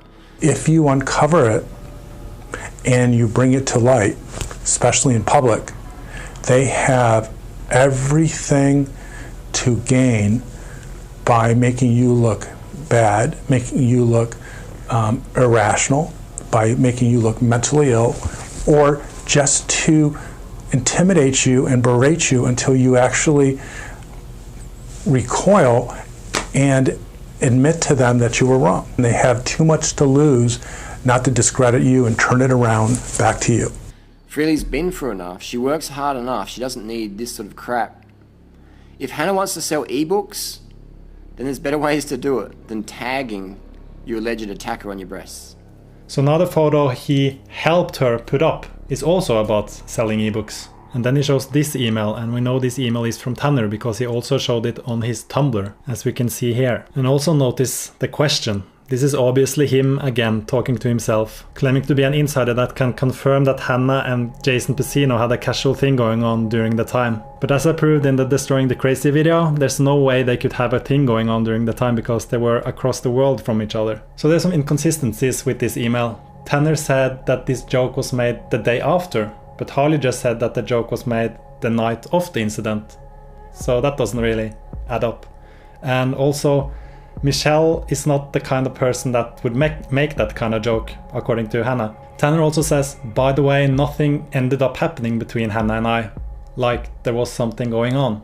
Like Hannah had no interest in this guy. And despite Tanner saying that nothing ended up happening, in this Tumblr post, Harley claims the exact opposite. It's just weird that he says, by the way, nothing ended up happening between Hannah and I. Where it's like he has told Harley before that he was interested in her or something. But this is news to Hannah. But Tanner didn't just only send an email to Harley, he also made a video about Hannah. So let's go through it. Now most of the people hating on Harley right now for what happened between them and Hannah don't have the kind of insight that I do on this situation. So first he's claiming that he has some kind of insight, which he doesn't. Now, I was in Chiang Mai for a total of about 7 months between late August to mid-March of this year. And in that time, I hung out with them on multiple occasions for often an hour or more. So he's being vague and saying that he hung out with them on multiple occasions. So it makes it seem like he and Hannah and Harley hung out, which they never did. They may have been in like the same place at the same time, like at the potluck, but they were never hanging out with each other. And I was actually living in the same apartment building as Hannah was throughout that entire time. Now, it's the Bon Lana Boutique.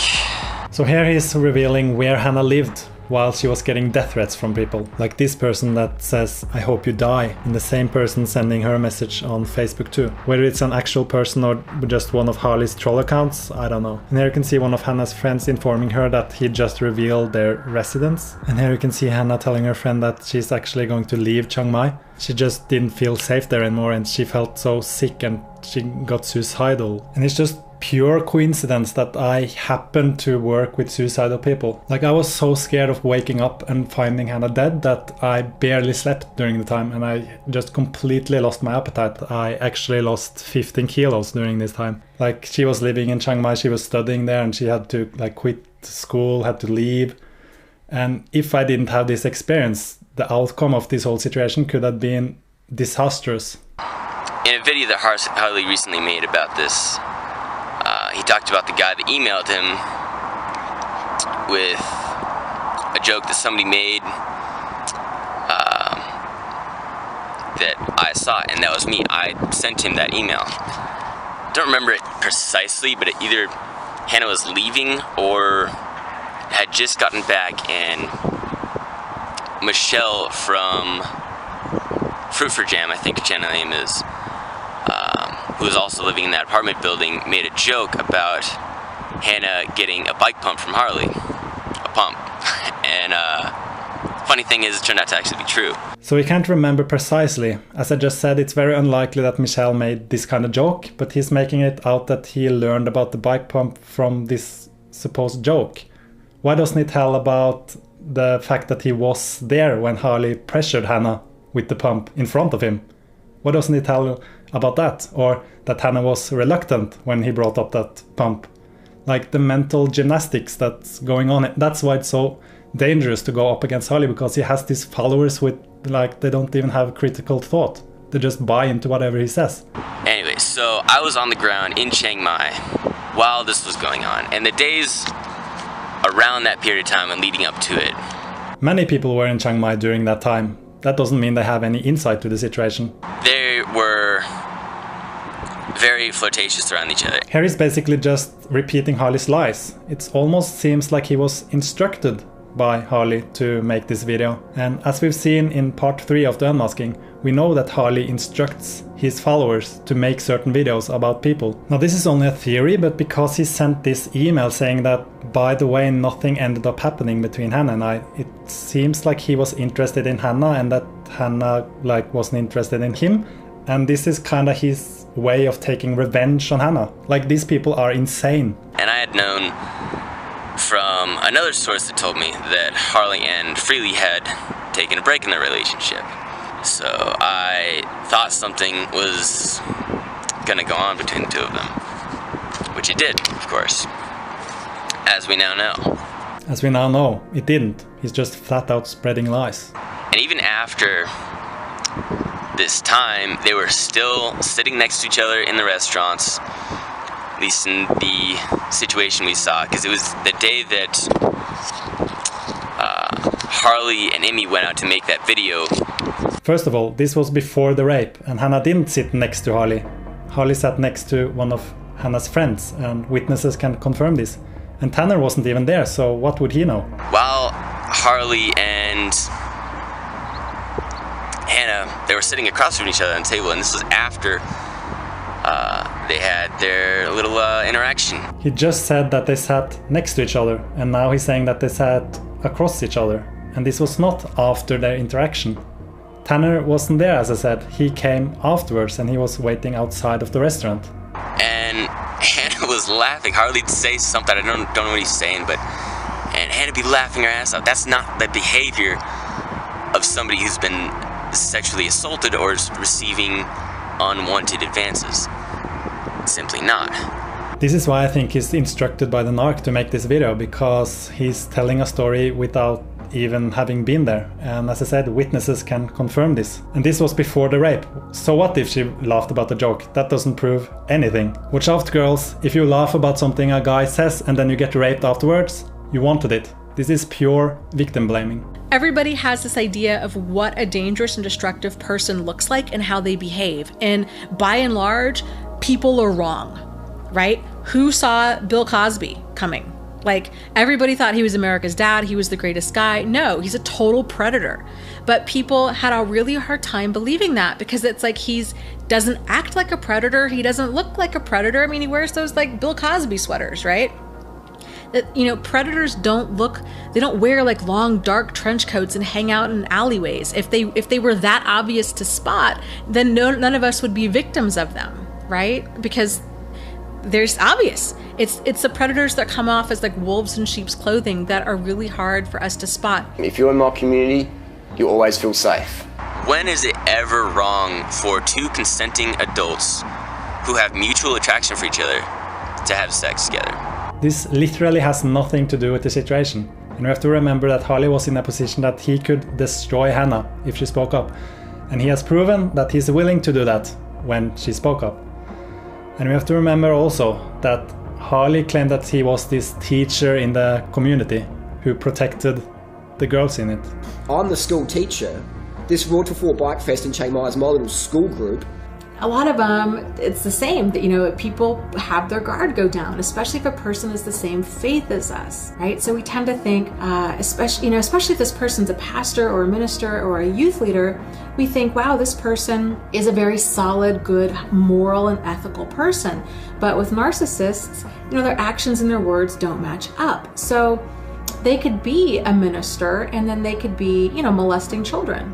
So there you go. I just wanted to call her out on that shit. It wouldn't be fair for me to stay silent with that insight on this situation. And it's full of shit. If it was so important for him to speak up against Hannah and tell everyone that she's full of shit, why did he remove the video? He had no insight to the situation, and he's either making things up or just saying what he was instructed to do.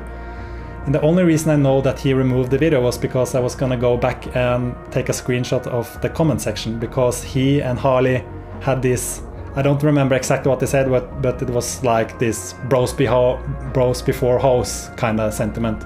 This is what these pathetic losers are willing to do to get some attention. And this is just one of many videos like it that was made about Hannah. I'm only going through this one because Harley brought it up in his video. But what all the videos have in common is that pretty much all of them has been silently removed after the unmasking started coming out. So people suddenly don't want to show that they had a part in this. But I've downloaded everything. And also, why did Hannah deny having sex with me? Why did she deny that? Consensual sex. Why did she keep denying that? Hannah never said anything about it. As I said earlier, she was suicidal and she had to move from Chiang Mai, and like basically her whole life fell apart. So she never commented on this. Anyone in Chiang Mai can ask her, and she will tell you the truth. If you ask her, she will tell you the truth. But for some reason, she's happy to slander me on the internet. Now, I definitely don't hate Hannah. We're very disappointed in her, and I would very appreciate if Hannah could make an apology video to Freely. There's no direct aggression, there's no direct confrontation. It's passive aggressive reactions. The retaliation is manipulative. Just notice how passive aggressive he is, claiming that he's not hating Hannah, but he's definitely hating her. And people did ask her while Harley was blackmailing her, so she couldn't even tell them what had really happened, which is what caused her to almost end her life. This is how serious this situation was. This is how much Harley pressured her. Because odds are they're going to keep pushing you. It's not uncommon. I've worked with so many women that were just on the brink of suicide, and their narcissist just kept pushing them and pushing them. And you know, it's like it's never enough for them. Like a lot of them really like to destroy your self-esteem. And then of course the whole flying monkeys things starts happening. The wife is probably becoming a flying monkey. Her friends, other people are becoming flying monkeys. It drives people to suicide. And of course the narcissists love that. There's just something about the person that doesn't really add up. The stories were endless. The group were clearly delighted to have found others who spoke their language, and the trauma of the incidents it described couldn't be denied. He was pushing me to kill myself because he would have got such a huge buzz from that. And you know what? If they can drive you to suicide, that's even better. This is what Harley tried to do. And he also sent me messages trying to turn me against Hannah. And this is nothing new. He's done this many times before.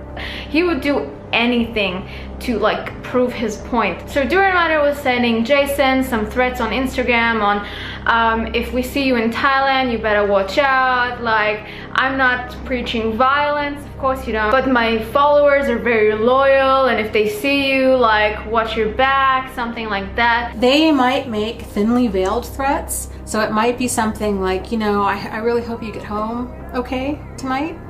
There's a whole document actually on the internet if you Google the truth about Durianrider or something like that. But you can see a lot of repeating patterns in what's been said there and things that I have experienced myself and saw from other people. Psychopaths, sociopaths, narcissists, never going to be normal. Never. Never, never, never, never. They do not change. They do not get better. They get worse with age. The narcissist does not view targets, no matter who they are, as people. You've got to get this through your head, guys. They view the targets of abuse, whether that is a child, a pet, a spouse, a friend, whatever, because remember, there is no there, as an object. That is it. That is it. We are not people to them. We are not real feeling human beings. They cannot relate to us or to animals as sentient beings because they don't have that emotion cog there.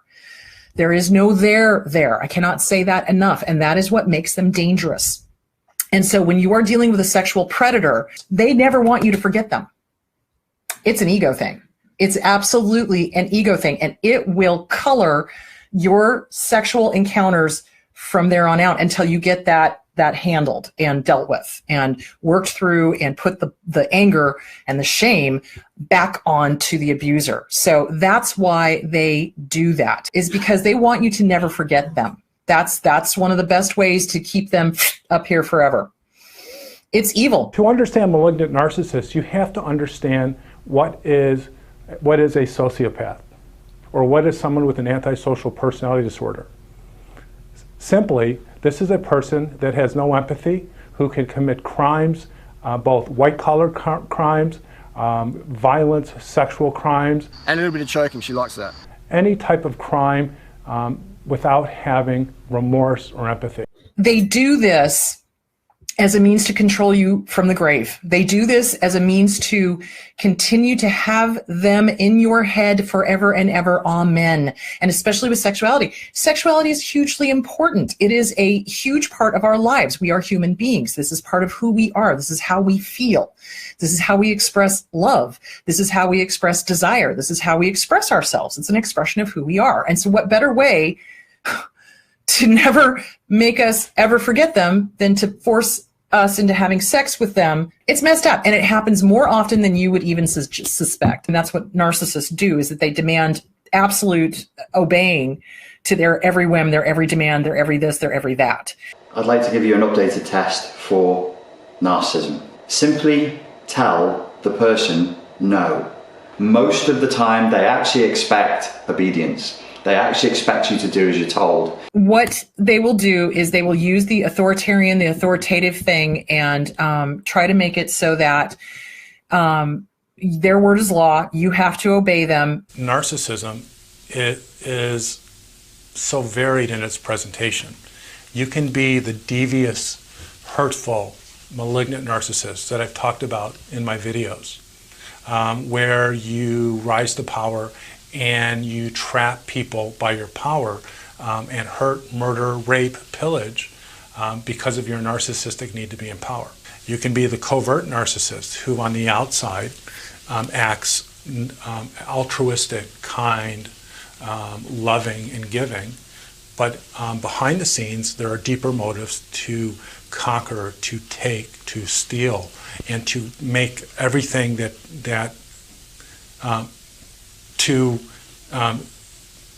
to deceive others in order to get what you need. And you'll often hear them talking obsessively about the subject of sympathy, empathy, and compassion. When somebody is stuck on that subject just over and over and over again, constantly complaining that the world is not empathic, compassionate, or sympathetic enough, they'll talk a lot of empathy, but you'll notice they're the least empathic people you can be around. They themselves are cold, dismissive, reaction-seeking, abrasive. You know, if somebody is in pain and they're near them, they're like, I'm not interested in hearing this weakness. 2 seconds later, they're like, why does nobody feel sorry for me? Why am I not receiving any fucking empathy? Which is why they drive a lot of people completely bonkers. Now let's go through the last video he made about Hannah at this time. I thought I'd do one more video and then over the drama. It's time to move on with some more inspirational videos. But lastly, we're going to do a video here talking about, you can just pause the video anytime. This is not a hate video, just sharing my comments and criticisms, sharing the evidence, and you, the viewer, can make up your own mind. Am I a sexual predator, or did someone just get angry and say some stuff that was untrue? So he had emails, Instagram messages, recordings, Skype calls, but he didn't show any of this, and the evidence that he ends up showing is him having threatened Hannah to say she wasn't raped. And the way he got Hannah to make this statement was that he promised that it would stop if she did. It's as Dana says, everything you say can and will be used against you. I guarantee it. Anything that you say to a narcissist can and will be used against you at some point. I can guarantee it. And he did. Because Hannah made this several videos earlier. But what he did was he took a screenshot and then he continued to make video after video.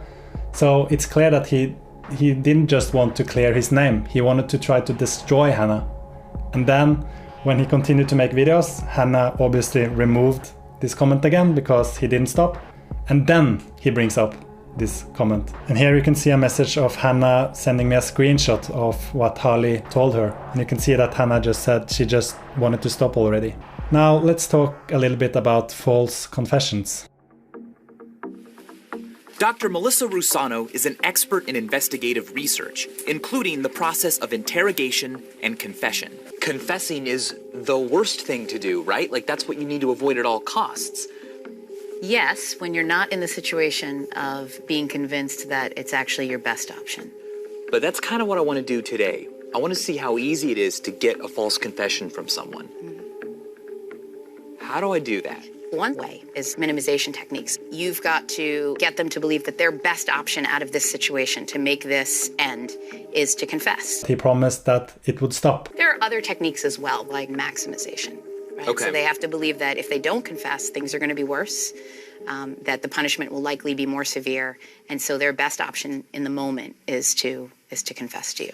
Now, I'm not going to put that information on the internet yet. I don't feel I have to, but there's a lot more. This is just scratching the surface. So would you like some more proof, and what proof would you like? Give this video a thumbs up if you want to see emails, Skype conversations recorded, screenshots recorded, Instagram messages recorded. One other technique is befriending them, where you're lulling the suspect into a false sense of security, to trust you. So as you can see, Harley used every technique he could to get a false confession out of Hannah. With all these tools in mind, I was ready to try to get a false confession. You falsely confessed today. I see that. How do you feel?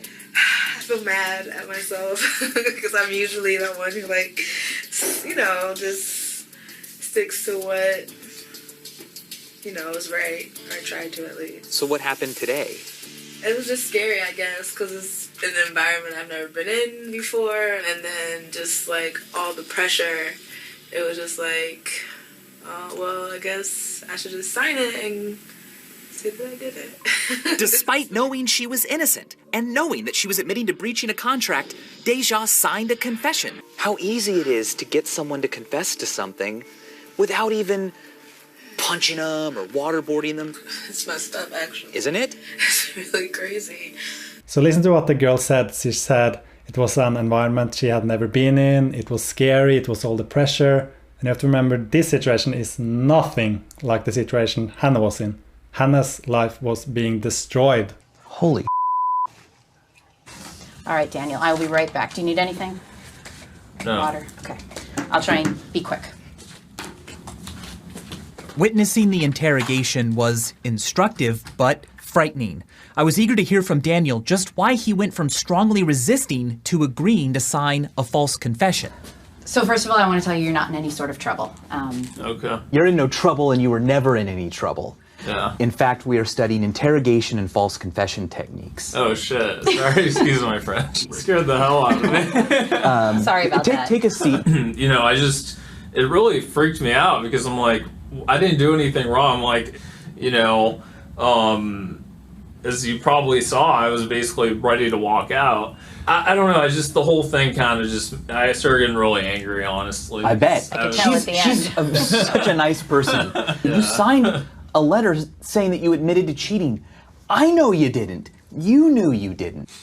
Because I felt like she had the upper hand. I kind of just felt like, it's probably my easiest way to get out of here, like a false confession. Like, as I was doing something or admitting to something that I didn't do, you don't really think fully. It's kind of like there's so much anxiety building, and, it's kind of like, I don't know what to do. It's just like, I'm gonna do whatever she tells me to do, just because I don't want to like make the situation worse. And just imagine, we spent, I don't know exactly how long we were in here, but it couldn't have been more than 10 minutes. Felt like she had the upper hand, easiest way out of the situation, anxiety, didn't want to make it any worse. And she did this in 10 minutes. And Harley went after Hannah for days. But some people could see through what was happening here, like this commenter, Carrie Ford, who said, "You might say that he didn't rape you, but I'll tell you, as a woman involved in similar situations and who has been abused and who studies the psychology of abuse, his use of his position of power, married with his verbal manipulation and physical forcing of issues you've already said no to, are forms of rape, abuse and intimidation. Often, rape victims don't realize they've been raped until later on." As I said earlier in this video, I don't think Hannah fully realized what had happened to her until we went through the situation together.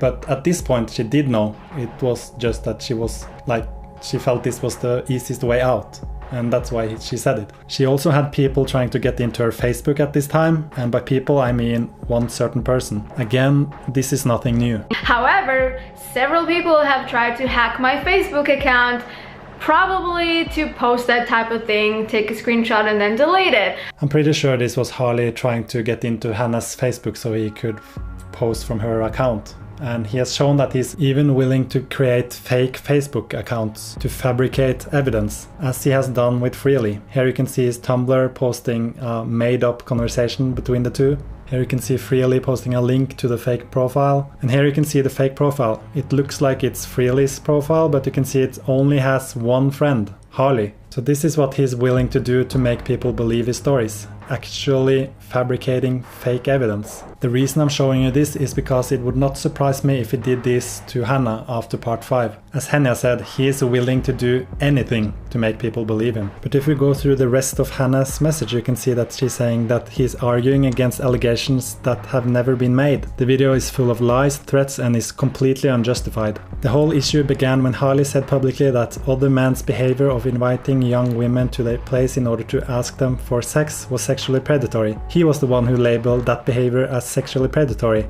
and knowing what I know, I chose to speak up because that behavior that he labels as sexually predatory is exactly what happened with me. Hannah also wrote, "Since I made that video, I've been messaged by 3 other women who have had similar experiences to me." So if Hannah just made this whole thing up to sell ebooks, that doesn't really make sense.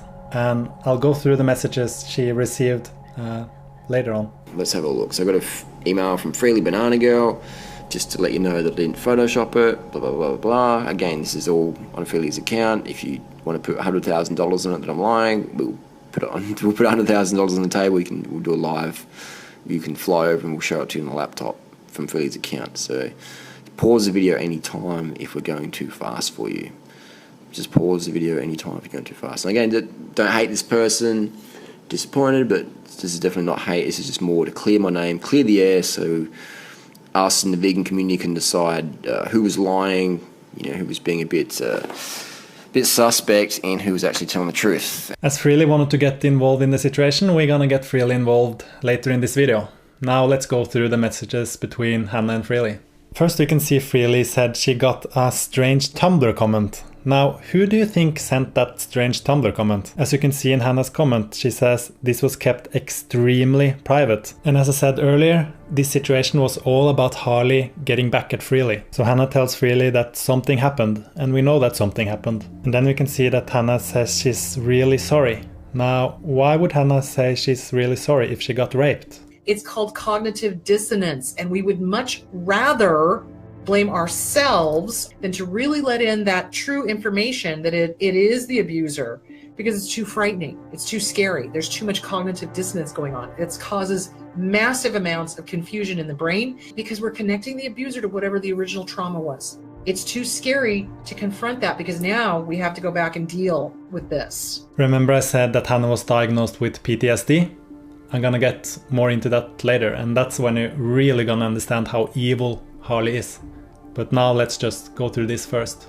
Did you notice another thing in Harley's video? Look at this email. Here he's telling Hannah to apologize to Freely. And as you've seen earlier in this video, he has constantly told Hannah to apologize to Freely, apologize to Freely. So the only thing this apology proves is how much power and control Harley had over Hannah. And then Freely asks Hannah to tell her about the whole situation. And then Hannah says she will find it easier to talk to her instead of typing it out. So Hannah and Freely had a Skype call, and it was like Freely had already made up her mind. So the first half of the Skype call, Freely just constantly blamed Hannah and said Hannah took this opportunity to sleep with her man and stuff like that, and Hannah had to constantly defend herself and say no, it wasn't like that and stuff. And after the first half, Freely finally started to see that it wasn't like this, and that's when Freely opened up and told Hannah about the other girls and told her that Harley was very manipulative and stuff like that. Freely also told Hannah didn't mention this in her video,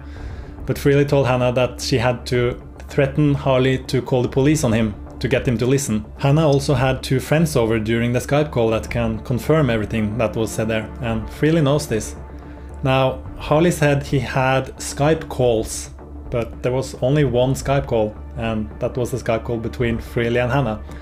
And we've called Harley out on this before to show the Skype call, but he wouldn't. So let's call his bluff once again. Here you can see someone asks Harley about the Skype call, and then of course he quickly backtracked and claimed that Freely didn't want him to release it. But in this email between Freely and I, Freely says she never said that. I also asked Freely if she could send the Skype call to us so we could use it as evidence, but conveniently Freely couldn't find the file. And here you can see a conversation between Hannah and one of the friends that was there, just confirming everything I've said. You can pause and read for yourself if you want. And here you can see the dates the messages were sent. Now why do you think they won't show the Skype call? Harley used the Skype call as evidence, and now it's time to put the evidence forward. But he won't, will he? So we have an ebook cover. Now what date is this? I was very happy with the ebook cover. I had no problems with that. That's 28th of October. So this is about a day after, or 2 days afterwards, we had, just about 2 days after we had sex. No, it wasn't. This was the same day before the rape. Now Harley is confirming Hannah's story. We've showed you the screenshots, we now know the dates. Now we can extract some more information out of Harley's video. If we pull this to the left, then it reveals the time the ebook cover was sent, and the time is 10:03. Now if you look at the file on Hannah's computer, it says 10:02. So when Harley sat down next to Hannah and covered his crotch with a cushion, Hannah downloaded the ebook cover from the online editor she used to make the changes, and then sent it straight to Harley. And it was right after that that the assault began. Now Hannah is sporting a large hickey on her neck. So I don't remember doing that. She seems to be pretty proud of the fact that she does have a hickey on the neck the day after she came back to my hotel room. And this video was uploaded 27th, that was the day before the rape. And now suddenly Harley can't remember doing it. He made a big deal out of him making it. Not that that would vindicate him, it's not like a rapist can't make a hickey, so you have to remember he's defending himself against rape allegations, according to himself. So we see that there's comments there from Jason Squidward that there's a hickey, and Hannah jokingly sort of makes a joke of it. Yeah, Hannah joked about something that looked like a hickey. A joke like that have never been made before. I believe it's called sarcasm. That comment has been such deleted, so we went back to the video today. The hickey's still there. The date's still the same, the 27th. That's right, the 27th, the day before the rape. People notice that the hickey comment has been deleted. Which hickey comment? This hickey comment. So if you were sexually preyed on Hannah, then why would you make joke of it the next day by putting up a video with a hickey on your neck? Well, she hadn't been sexually preyed on at that date. This was the day before, as we know. We also know that it wasn't a hickey. I don't even understand what his point is. A hickey doesn't vindicate him, even if it was a hickey. And he also says he doesn't even remember doing it, so what's his point? His point is to publicly humiliate Hannah. That's his point. Why would you then do me an ebook cover?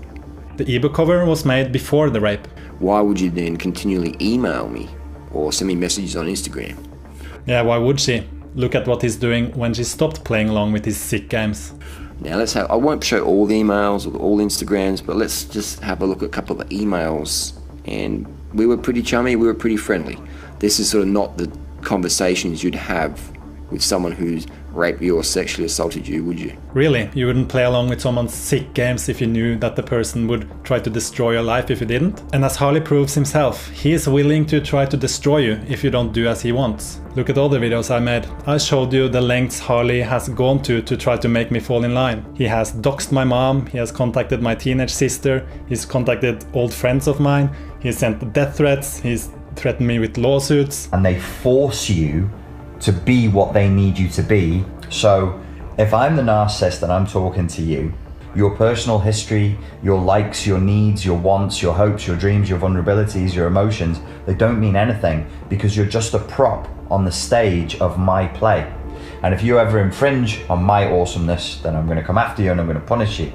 If you infringe on my awesomeness or if you challenge me, that's called narcissistic injury. When I move to punish you and my punishment is disproportionate to your crimes, such as they were, such as they were not, they were never crimes. It is not a crime to challenge another human being for acting like a dickhead. And my rage is disproportionate, my punishment is disproportionate, that's called narcissistic rage. Harley had gotten himself in a position where he could literally destroy people. And as he has proven himself, he is willing to try to destroy people if they don't do as he wants. That's exactly what he did when Hannah stopped playing along with his sick games, and now he's trying to use this as proof that he forced her to act the way he wanted, to pretend like everything was fine.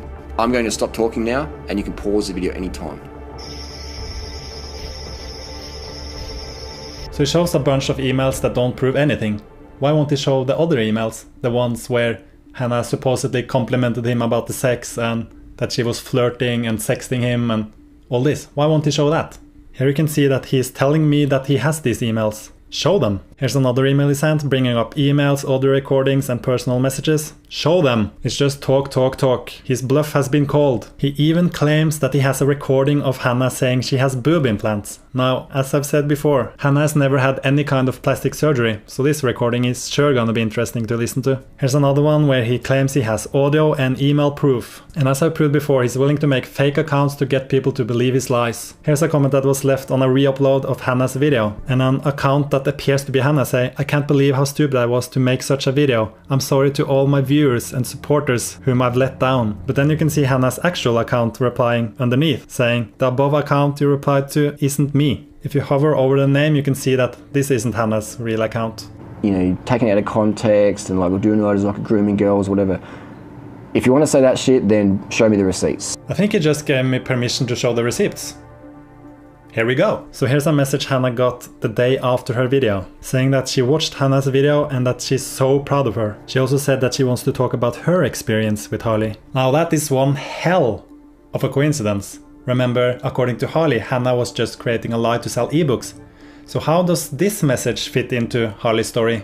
Also notice how I blurred out the rest of the message. I'll get back to that. First, let's take a look at this message. This is another message that Hannah got the day after her video from another girl. And here you can see that Freely warned her about Harley. Now that's interesting. Also notice how she's mentioning the backlash Hannah will get from this. A lot of people said Hannah would get a backlash from this. And that's why nobody was speaking up against Harley, because they knew that they would get a backlash speaking up against him. This is how he forced people to just stay silent. Here's yet another message from yet another girl, also June 14, the day after Hannah uploaded her video. I don't know about you, but this looks like grooming to me. I also want to point out that all these girls are either teenagers or in their early 20s. Here's another message Hannah received. This is not right after her video, but after I started making the unmasking. Does it look like Harley made his intentions clear here? Now let's get back to the first message I showed, because something very interesting happened. The girl who very clearly said that she wanted to speak about her experience now suddenly claimed that she wanted to speak about Hannah's experience. But then at the same time saying, "Oh, if you're not comfortable, I totally understand," so she doesn't really seem that interested anymore. So what happened there? It's almost like someone threatened her to stay silent. Then Harley commented on one of my Facebook posts telling me that I should message him, which I didn't. Then he sent me a friend request that I didn't accept. Then he sent me a bunch of messages suggesting that we should meet up so he can tell me the whole story. Obviously he didn't think I already knew. Now here comes the interesting part. He says, "I've been in contact with the 3 other girls I had sex with in that time." So here he's actually confirming what Hannah said in her video. Interesting. And then he says, "Only one of them spoke with Hannah, and just out of curiosity." Now how would he know what this girl spoke to Hannah about in a private message? It's almost like he told her what to tell Hannah and is now repeating it to me. Then he says that he's talking to them regularly, so therefore they weren't abused, but he's also saying that he has screenshots and recordings. I'm sure that will be brought up as soon as they stop talking to him. And here you can see my reply. Does it seem like I have any doubt about the situation? And because Harley has a tendency to accuse others of photoshopping or fabricating evidence, I took a screen recording of this conversation, and you can see when I clicked his name I got to his profile, and here I'm going through his profile so you can see it's his real account. Does this look fake or photoshopped or fabricated to you? It's not easy to make a fake account with all this information. Here I go into his photos, and this is back in 2016 by the way, so you may have to scroll a little bit to get to the same photos. But you can see that this is his real account. But I know that people will mention that, oh, his account isn't even called Durianrider, it's called Harley Johnston. And this is correct, he changed his name from Durianrider to Harley Johnston. So when he did that, I made another screen recording. So I search his name and I do the same thing again, go through his profile, his photos, you can see the comments. And when I bring up the messages, here you can see the same messages. This is real. Harley got nothing on this. And when I go to the message, here you have the same thing. Have you seen enough receipts yet? I don't think so. Let's continue. Now when I uploaded part 3 of the unmasking, I got an interesting comment from Lily Koi Hawaii, and she told me about the conversation she had with Harley via Instagram. So she sent me an email with screenshots of the whole conversation. Now we don't have time to go through the whole conversation, but I want to focus on this screenshot. Here's Harley telling Lily about a girl that was molested by her father. Now let me tell you this, the age difference between Harley and this girl is about the same age difference between me and my dad. So Harley could have been this girl's dad. That's just me, man. Just me being Daddy Durianrider. And here he's bragging about sleeping with her and restoring her faith in men. The magic thinking goes along with the whole sexual abuse as well, because in their mind, they've justified it. So magic thinking, they justify what they're doing, and in their mind, if they say it's true, which is crazy. So, you know, but in their mind, it's like, well, if I say it, then it's true. Yeah, it's magic thinking. It's totally magic thinking. They absolutely know when they're lying, and they choose to believe their own lies. Now, do you remember the first message I showed? The girl that wanted to talk with Hannah about her experience, but then suddenly backtracked and said she wanted to only talk about Hannah's experience? When I uploaded Josie's video, she commented on that video. So Hannah contacted her again, as you can see in this message. And what did she say? That she was too scared to speak with Hannah at the time. And look at that, she never said that she would testify against Hannah. Harley caught in yet another lie. And here you can see that Hannah told her that Harley was talking about her with random people. And look at that, she never said that Harley restored her faith in men. Is anyone surprised? Because I wasn't. And here you can see that she's telling Hannah about a nightmare she had about Harley. And then Hannah responds, Harley nightmares are the worst. Nightmares. Okay, yes, we will get nightmares from the PTSD. So that is our brain trying to process the abuse. All these things, in my opinion, which are done by an adult female, single, are all above board, natural, normal, healthy, nothing. Now, does this sound natural, normal, and healthy to you? Because keep in mind, for a narcissist, sex is not about sex. Right? So normal people, sex is a way of bonding. It's a way of kind of strengthening your relationship. It's a way of showing your love and your affection for your partner. Narcissists truly don't give a shit about any of those things, right? So that's not why they have sex. They have sex for power and control, right? And power and control driven sex is the same reasons that drives rape. It's the same reasons that drive incest and other types of sexual assaults. Now, after I learned about this girl, I said to one of Harley's troll accounts, and by the way, this is how I expose his troll accounts. I said to one of his troll accounts, I know about the girl that was sexually abused by her father. And then moments later, she got this message from Harley. Norwegian is saying, I raped you.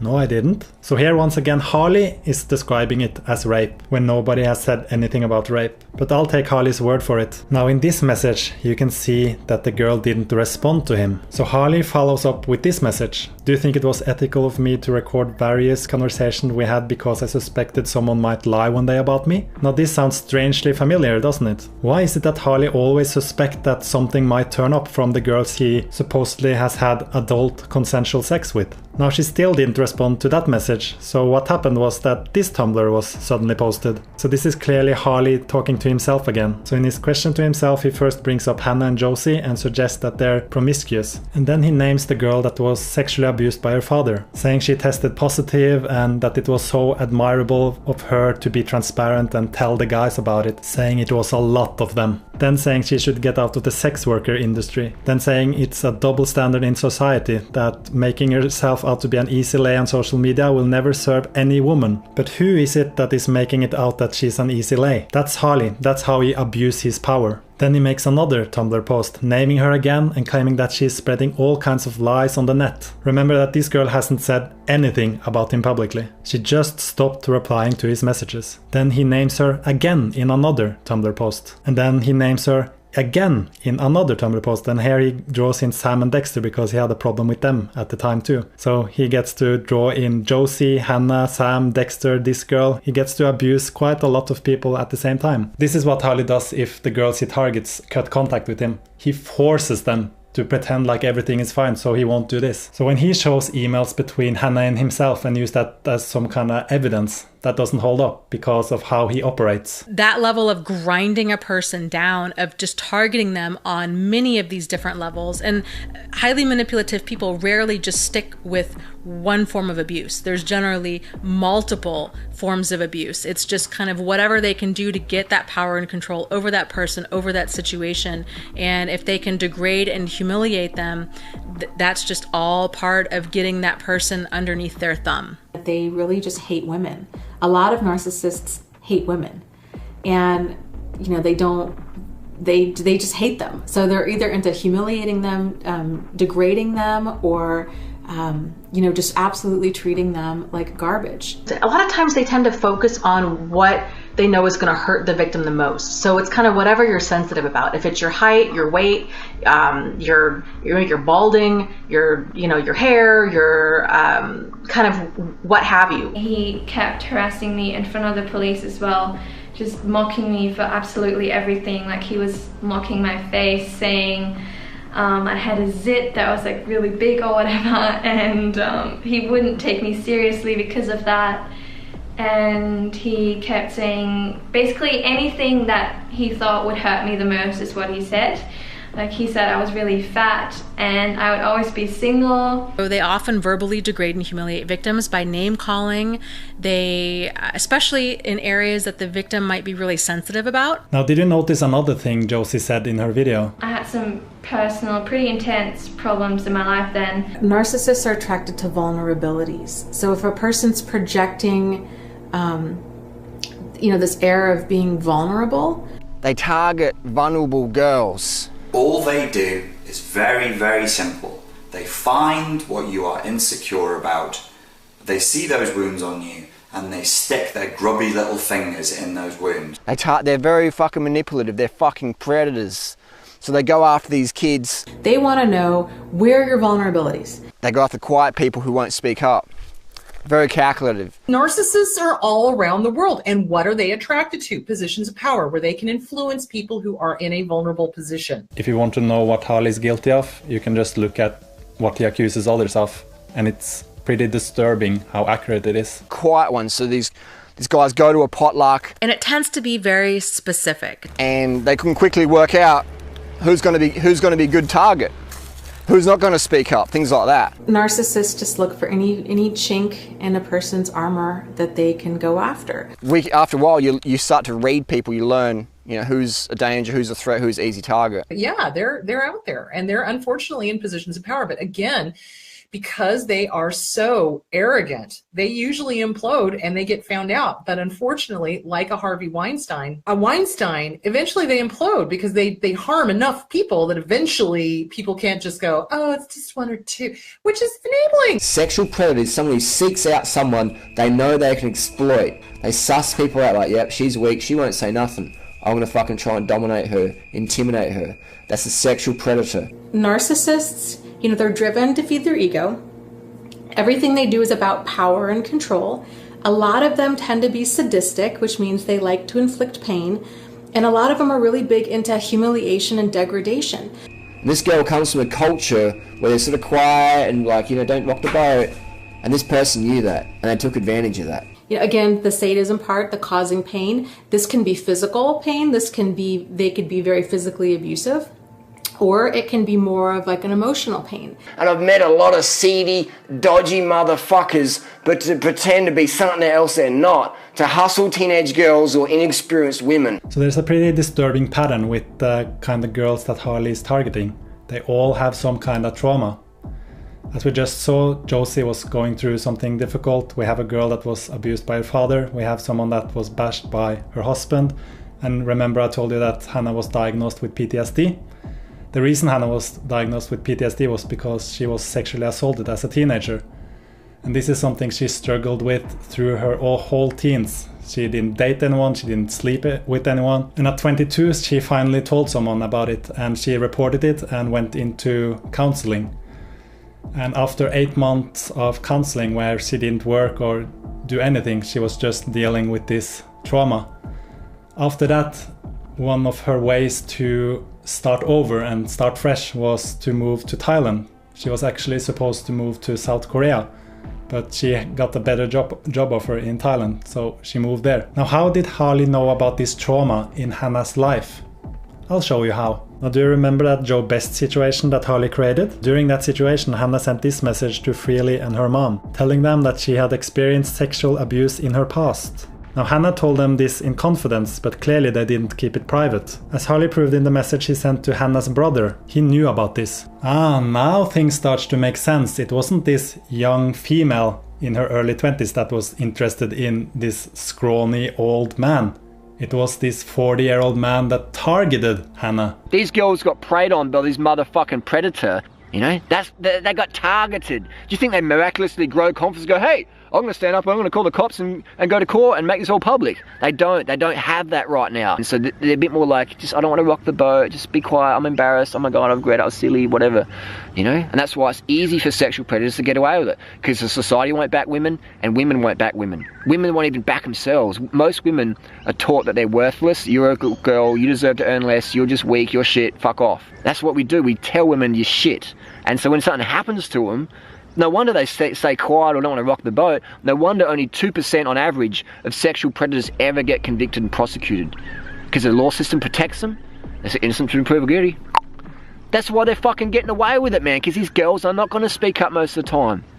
And even if they do, they've got to jump through many fucking hoops to get something done. And all it takes is that predator to write to them and say, don't fucking say anything about me. What are you doing? What are you doing? You're trying to ruin my life, etc. And most girls go, oh. And that's why they got preyed on the first time. And when I say low to no regard for rules and laws, I'm not just talking about the kind of rules and laws that a person would get thrown into jail for. I'm talking also about more of like social contract kind of laws. So questionable ethics, questionable morals, questionable values. Now, even though Freely knew about this, and Hannah had told her in the Skype call that she had said no over and over again, but wasn't listened to, Freely still decided to get involved and sent Harley this private conversation that she knew didn't tell the whole story, so Harley could use it against Hannah. She also sent this Facebook message after Hannah's video. So here's Freely telling Hannah that her video was seriously unnecessary and that it wasn't 100% accurate. Now that's interesting because Freely has confirmed herself everything Hannah said in her video. Freely also told a journalist that Hannah got a world of hate for her lies. So Freely recognized that Hannah got a world of hate, but still she didn't stick up for her. And the narcissist might be telling them, you know, she threw herself at me or he threw himself at me. And so she might, most likely, is going to tell herself, well, these other women are crazy. They're the problem, right? They just keep throwing themselves at him, that he's not the problem. That these other women are bitter or they're jealous or they're jaded or they're crazy or. So denial is deadly. That they don't want to admit or deal with the fact that their partner is a molester. They don't want to admit or deal with the fact that their partner is an abuser, that they've picked wrong. And it's their ego. It's their ego that gets in the way. The ego is the one that stops them from preventing the other person from harming. And they don't want to acknowledge or deal, and so they go into denial. Now, Freely still to this day hold on to the idea that Hannah is a liar, even after she has confirmed the steroids, confirmed the girls, confirmed everything Hannah said in her video. Now, after the breakup between Freely and Harley went public, Freely revealed quite a few things. Here you can see Freely telling Harley that you made me scared to speak up with the truth because you promised to make my life hell if I did. This is exactly how he blackmailed Hannah to stay silent. Here Freely says, when he was at my house he was constantly trying to sleep with me and grope me and it was awful, even trying to film me in my underwear against my will. I told him no many times. Oh, just like Hannah. Now when Freely got a new boyfriend, she said it was so nice to be around someone who respected her boundaries. It's just really, really nice to be around someone who has just similar life goals, a similar way of doing things, a similar way of just like respecting certain boundaries and stuff like that without going into too much detail. Now, even after saying all of this, Freely still names and identifies victims of Harley's abuse. Here she identifies the person who was bashed by her husband, saying she was coerced into bed. She also names the 18-year-old virgin that Harley targeted. Narcissists seem to be obsessed with virginity. Whoever the narcissist is, whoever the abuser is, who wants to be the first, wants to be the one to have sex with you before anybody else because they are obsessed with virginity. Dog face banana pouch. This is one of those ones where I'm just like, this is truly fucked up. Do you remember when Harley said he would like to see a 17-year-old get banged with a toothbrush? If you've got a live leak video link, send it to me. These story DM me on times. Instagram. And he goes, oh, I'd love to see a live link of that. Send me that. Would you love to see a live link of me, a 17-year-old, getting fucked with a toothbrush? You're not creepy. You're not weird. And the 17-year-old responded and said that he was a creep. Her boyfriend suddenly, when something was talking about me getting fucked, got interested because he's creepy. What the fuck is wrong with you? Freely knew about the 18-year-old virgin that Harley had targeted, and she still made this video to defend him. But then you have the gall to call my boyfriend a pervert. This is probably one of the worst things you have done, because I have friends who have been molested and it is fucking horrible, okay, what they went through. So for you to just make light of it and for you to just have the gall to involve my boyfriend in such a serious allegation is just disgusting, and it makes me lose all respect for you. Now all this 17-year-old said was that Harley was a creep, and look how triggered Freely was. Might it be that she knew that Harley was a pervert, that she suddenly brought that up even though it wasn't said?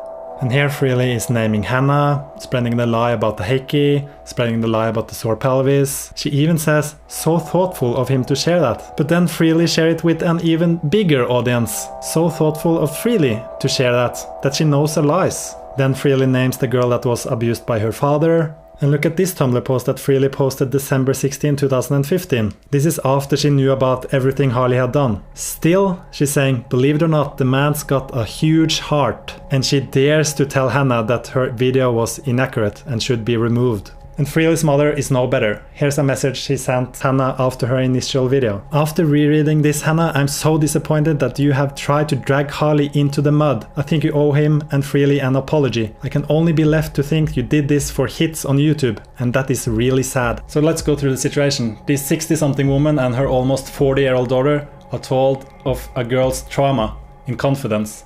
They then disclose this information to a rapist, and the rapist used this information to target the girl. He rapes the girl and blackmails her to silence. He then goes on to accuse other men of his own crimes. The girl then makes a video calling him out on his hypocrisy, not saying anything about the rape, just saying that she had experienced some sexually predatory behavior from him.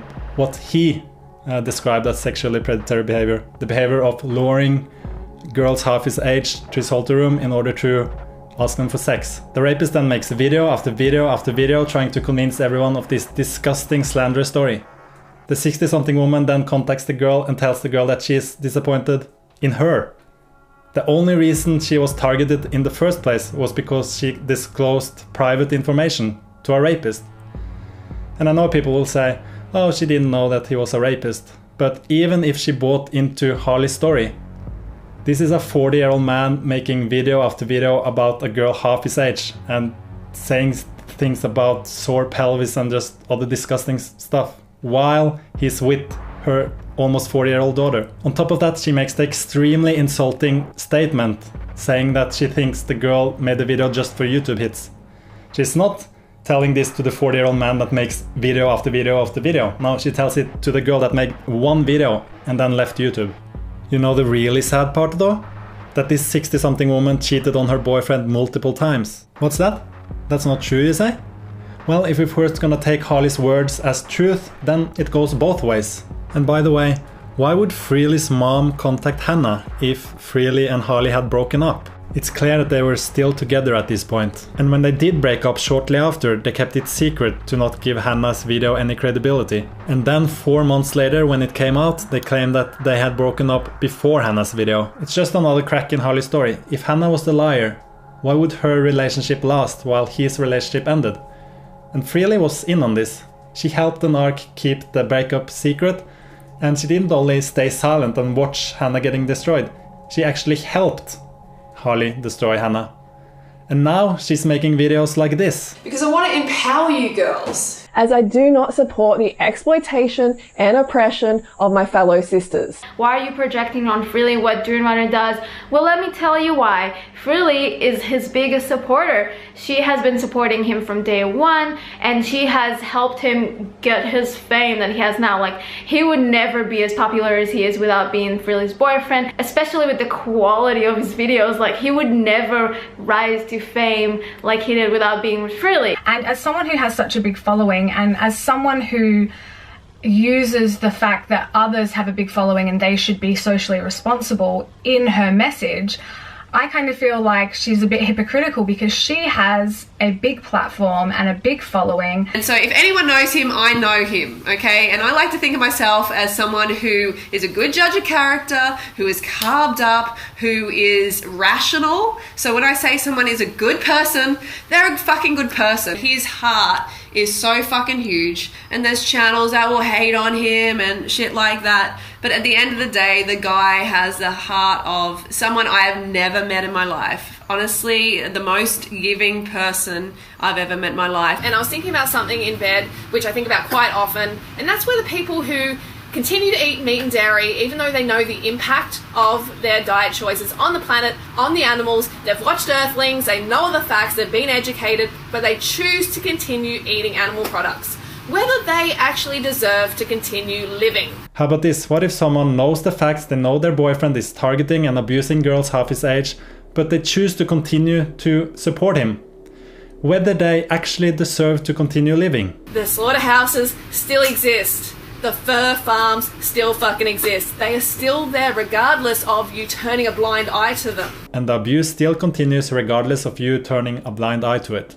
And we need to bring attention to it to make a positive change. I agree, but the only time Freely drew attention to it was when it directly benefited her. You know, like just looking for excuses. No, you should not have that option. You just gotta step the fuck up, or you really don't deserve to live on this planet. Stop ignoring the facts that are slapping you in the face. That's all you need to do. We need that. We just need people speaking up. That is what we need, most importantly. Just do fucking something. Put some videos out. And, you know, have a purpose greater than your ego. That's all I really have to say. Now, do Freely have a purpose greater than her ego when she denies Hannah's story but at the same time believes Josie? It's incredibly convenient for her because Hannah's story made her look bad because she knew, but still made all these videos about how Harley was so great and had a big heart and all that. But Josie's story, that was after Freely's time, so that doesn't make her look bad anymore. Incredibly convenient. And on the topic of having a purpose greater than your ego, look what Josie said about Freely. She was so over the top kind to me in June, but never talked to me again after I made the video. I feel like she just wanted to get me to make the vid because she hates the narc. She might have never cared about me that much, I feel. Do you realize how dangerous that is? To encourage a teenage girl to make a video standing up against Harley when she knows the kind of retaliation Harley has for that kind of thing? And then to just completely cut Josie out after her video? And I think Freely has known for a long time. Look at this video posted back in 2014. Their body language speaks volumes. So have you been cheated on in the past? Have I? Yeah. Well, I don't think my personal relationships really a short share to the planet. Oh, come on. In case you're asking. Yeah, definitely. Yeah. And how did that make you feel? Oh. I had mixed emotions. Listen to the way Freely says it. How would that make you feel? It's something about the way she says it. And also look at how Harley is kind of protecting himself. I think Freely is confronting him about something in front of the camera. And we know that Harley is acting differently on front of camera than off camera. So it's kind of a safer way to confront him. What's wrong, Harley? What's wrong? Did you just take my glasses off and throw me off the bike? No, did he? Oh, maybe you did. Why would I jump off the bike with Harley? I don't want anything to do with him. Huh? Oh, now he's on the camera. Now he's different. Yeah. Now he's different. The different Harley's out. I think it's time for Freely to step up. And if she doesn't, I hope people hold her accountable for her part in this. She said Hannah got a world of hate for her lies. But at the same time, she's basically confirming her story. In this thumbnail post, she's talking about how she remembered how Harley pinned her to the wall. Does it make sense that he would choke someone too? Here's Freely confirming how cunning he is. Saying she cannot believe him and how he twists things. just as he has done with everyone else. And Harley is now saying, if he's a rapist, why isn't the police involved and why isn't he arrested? Well, he has already made multiple videos telling us why. It was 2015, I think it was end of 2015, he sexually assaulted 2 women that I personally knew. And because his girl's international, not much can really be done. Why is it so hard for rape victims, sexual assault victims to prosecute their predators, their attackers? Because it's really hard to motherfucking prove it. It's really hard to prove it. Unless it's on camera, unless there's witnesses, but then again, it's their word against mine. It's very, very, very, very, very hard to prosecute assault cases when there's no witnesses. Sexual assault, rape, very, very hard. Thinking that if you go to the police, they're going to solve all your problems for you. It's not going to happen. It's not NYPD. You know, it's not Bad Boys on TV where the cops kick down the door, arrest a criminal, drag them out. It's not that easy. And most of the time, people just give up, especially when you're dealing with girls. It's interesting when Harley accuses other men. It's so hard for the girls to get justice for it. But when Harley is accused of it, then it's suddenly, oh, why am I not arrested if I'm a rapist? And it doesn't take very much logic thinking if you see this guy constantly talking about rape and sexual assault and how rapists operate, and he's constantly talking about it. This is not normal. And at the same time, he has multiple girls coming forward about him. Is it really so hard to believe that Harley is a rapist? The way he abuses girls publicly, is it so hard to believe he's doing that privately too? When you report something, you better be prepared for the repercussions. If a man gets accused of rape, it's a setup. The woman's lying. That women don't report because of the extreme retaliation. As bad as it was being raped, what was as bad, if not worse, was to receive professional retaliation. A lot of times the credibility of the witness was called into account. Had the potential victim, had she made claims like this in the past. There was a lot of witch hunting going on. I was ordered to advise a victim of her rights for false statement when I knew that she wasn't lying. I was asked to bring her in and advise her of her rights like a criminal and interrogate her for false statement, quote unquote, until I got the truth out of her. So do you want to file a report? Even with the rape kit and everything, and my friend catching him raping me, they still don't believe me. I reported it 2 different times, and he told me that there is nothing he can do about it because I didn't have any proof. They actually did charge me with adultery. I wasn't married, he was. But your case is unique in one way. I mean, you were convicted and actually went to jail, which hardly ever happens. So welcome back, Brock. I think you'll find that little has changed, which isn't surprising since after all, you were only in jail for 3 months. And part of the reason why it is so rampant and why it is happening is because people don't talk about it, because there's too much shame, because there's too much fear, because there's too much shame. So this is why stuff does not get reported. This is why you have to understand this is more rampant than anybody is even aware of. And this is why I am speaking up and out on this topic. It happens. And it is never the fault of the target of abuse, which is why I get so angry when somebody tells their story and they're either not believed or they're poo-pooed or they're told it's their fault. Oh God. So I had someone a few years ago who was molested by their father, and they were like, oh, I shouldn't have worn this. I shouldn't have said this. I shouldn't have gone out looking for his approval. I shouldn't have done this. I shouldn't have done that. And I'm looking at her going, you did nothing wrong. That person chose to abuse. That person chose to molest. That person chose to do harm. So let me tell you a little bit about how we try to get justice through the legal system. So first of all, we didn't want to do this in Thailand because it's a third world country and we just didn't want to deal with that. So we called the Australian police, but as soon as they heard that it happened in Thailand, they said we have to report it in Thailand. So what we decided to do was to sue Harley for defamation instead, because that we could still do in Australia. So we get the lawsuit started and we wait for Harley to get back to Australia, but he doesn't go back. He hides out in Thailand.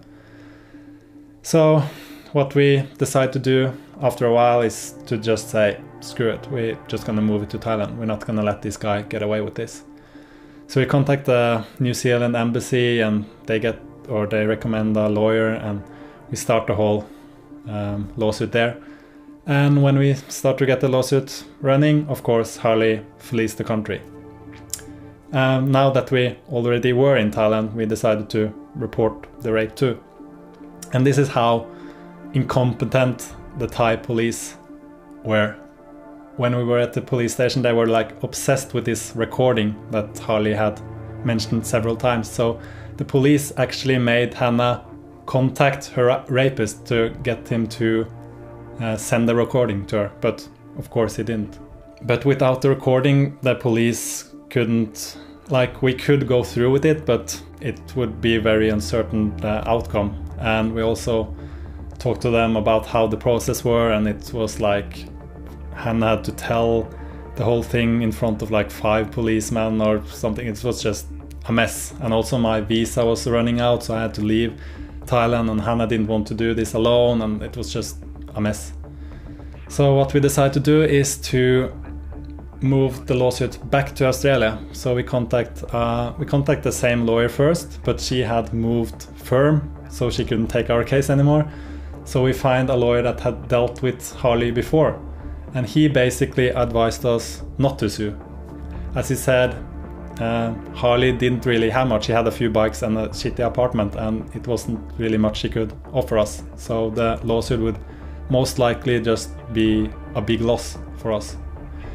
And that's when I decided to create the Unmasking series, because I'm not gonna let Harley get away with this. As you may know, we started a fundraiser, and because people donated, I think they deserve to know what happened with the lawsuits. And if they want, like, we've spent the money, but if they want a refund, I'll be happy to like refund them, because we promised to take him to court, but we couldn't, and I'm a man of my word. So let me just prove that this was real. I'm just gonna go through the emails quickly. You can pause and read them if you want. First, you can see we contacted NetSafe, then we contacted the police. We had already talked with them over the phone, so we were only asking about defamation in the emails. As you can see in this email, we always tried to go with this lawyer that we knew had experience with Harley from before. And here's just the rest of the email from the associate. Here's another email with some more information. Here you can see the lawyer telling us that the fundraiser video we made can be used against us, and that's why we took it down. And here you can see Hannah saying that she put the video on private. And here's more proof that Harley was staying out of the country, saying that we don't have to pay anything until he's back, because they can't do anything until he's back. So if you want to fucking take me to fucking court, fucking take me to court. And motherfuckers can take me to court, and I'll gladly turn up. Any court, any motherfucking time. So if someone wants to sue me, or put on bogus charges or whatever, I don't turn up a lawyer. I turn up with my truth. No, he won't. He won't turn up at all. He's all bark and no bite. It's weird because he makes some videos where he's all like, I'd gladly turn up, but in other videos again, he's saying that he's gonna make every lawsuit so expensive, and he's just gonna tell the lawyers that he lost the papers and stuff. So he's saying two opposite things at the same time. I will make that lawyer's life so good, because I'll be able to extract as much money as possible just by saying, hey look, can you please send me the paperwork again, I lost it. I know you sent those big files all the way to Australia and it cost you thousands of dollars, but I lost it, could you send them again? And the lawyers go, yeah, no worries, because the lawyers want to make more money. And so that's what I've done before with situations like that. And it just racks up massive bills for anyone who wants to fucking go head to head with Durianrider. It's kind of like how he said that the lawsuit was fake, but also complaining about our lawsuit. I've got a gold digger from New Zealand right now trying to get money out of me. Just a fucking gold digger, scheming, slimy scumbag. Someone sends me a link, they're like, they're fucking asking for $15,000 US to take Durianrider to fucking court because of something Durianrider said to defend his name against allegations of fucking craziness. But the most ridiculous thing is that while he is avoiding our lawsuit, he's claiming that we're running away from his lawsuit. Projection much? Here you can see the lawyer telling us that his publications do contain defamatory statements. Here's an email from the New Zealand embassy after we have talked to them on the phone. Here's their recommendation for a Thai lawyer. Here's some advice on filing sexual assault charges. And here's emails between Hannah and the Thai lawyer. Here's some more emails. I think it's clear that this is real now. Here you can see we had to go to Bangkok to meet with the lawyer and the police. So it's not just the lawsuit itself that cost money. We have to like travel, and we have to live in a hotel and go back and forth from the law office, and so the expenses added up, and we spent a lot more than the $500 we got from the fundraiser. Yet the vegan YouTube community accused us of scamming. Another email about how we're going to Bangkok, emails about meeting with the embassy, a follow-up after the meeting. And here's some footage of Hannah's lawyers and Hannah talking to the police. I think it's pretty clear that this is real. The fact that we have to prove this at all, I think that says everything you need to know about the vegan YouTube community. And here you can actually see that Harley's messages are printed out. And this is where I got Hannah to ask Harley to send the recordings that he has used as blackmail. But of course he didn't do that. Here you can see we're giving up on pursuing legal actions in Thailand. And here's the email where we got back in touch with the lawyer we had in Australia. And as I said, she couldn't take our case anymore because of her new firm. So we contacted the lawyer that we initially wanted to go with again, as you can see here. But as he advised us not to pursue it, we reported him to Acorn and continued with the unmasking. So as you can see, we've done pretty much everything we can to get justice through the legal system. People are just so ignorant to the bureaucratic mess you have to go through when dealing with multiple countries and nationalities. A good example of this is Martine, a Norwegian girl who was raped and murdered in London. Coincidentally, the main suspect left the country the morning after. They tend to do that, don't they? Martine's father has worked full-time for over a decade to get justice for his daughter. Multiple ministers of foreign affairs have been involved, the case has gotten coverage by several mainstream outlets, documentaries have been made, even the people of Yemen, the suspect's home country, have protested. Still, justice has not been served. Hannah and I are not going to spend 10 years of our lives to try to get justice through the legal system when that would rob us of enjoying our own lives together. And we've now flipped the situation around anyway. If you really believe that we're falsely accusing Harley of rape and that I've somehow fabricated all of this evidence, instead of asking us why we don't report him, ask Harley why he doesn't sue us. This would be serious defamation if it wasn't true. Actions speak louder than words. And again, we've done everything in our power to solve this legally. Do you think it's a coincidence that Harley commits his crimes in Thailand? He even encourages criminals to go there. You have a criminal record against my name. Come to Thailand, bro. Come to Thailand, you know. I'm amazed that anyone would think that I would spend 2 years of my life on this if he wasn't a rapist. Not to mention that I would stay with a girl who would lie about this kind of thing. And despite our efforts to solve this behind closed doors, we're also being accused of doing this for social media attention. Who would want social media attention for this kind of thing? The only reason I want my videos to get attention is so people, especially vulnerable young women, can be warned. Remember that Hannah didn't have any warning. Back in 2015, everyone said that Harley was such a great guy. And those who said he wasn't was silenced, just as he has tried to silence me. I've exposed a narcissist and a criminal and cleared my girlfriend's name, and vegan YouTubers are accusing me of wanting social media attention. It's so disgraceful, but that's the vegan YouTube community for you. This is the kind of stupidity you have to deal with when going up against Harley. He has really managed to attract the most gullible enablers you can think of. As Hannah said earlier, she didn't want to share her story, and Harley knows this. That's what he's counting on. And that's exactly why I did the exact opposite of what he was counting on. I gave him several warnings that they would blow this thing wide open if he kept running away from being legally held accountable. Trust me, I didn't want to spend 2 years of my life on this loser.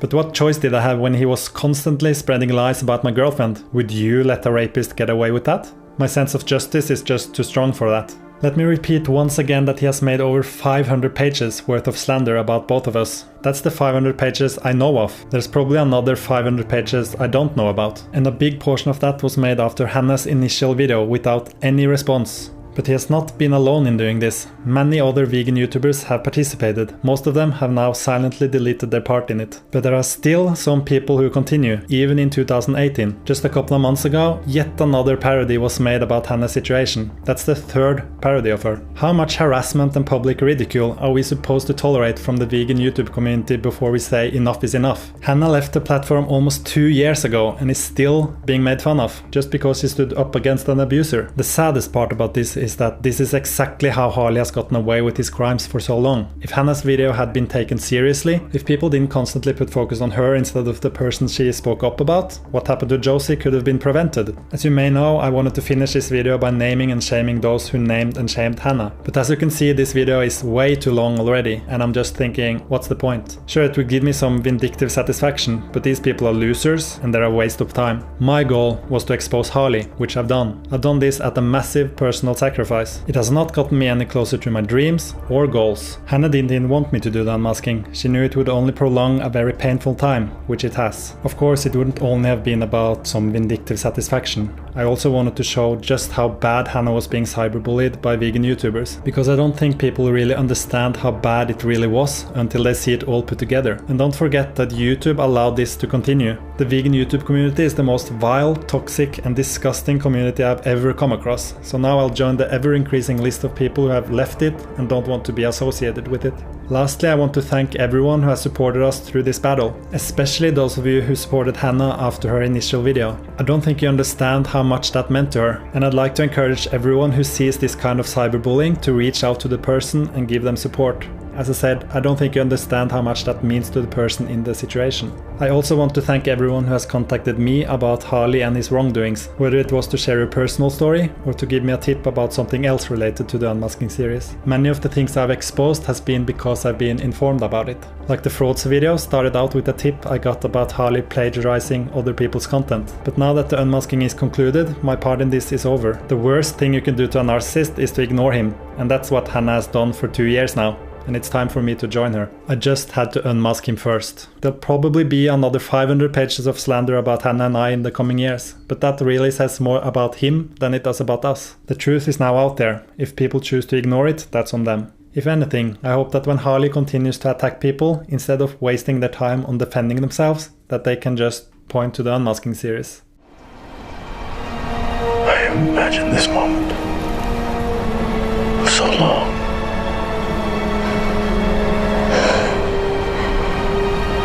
Is this real?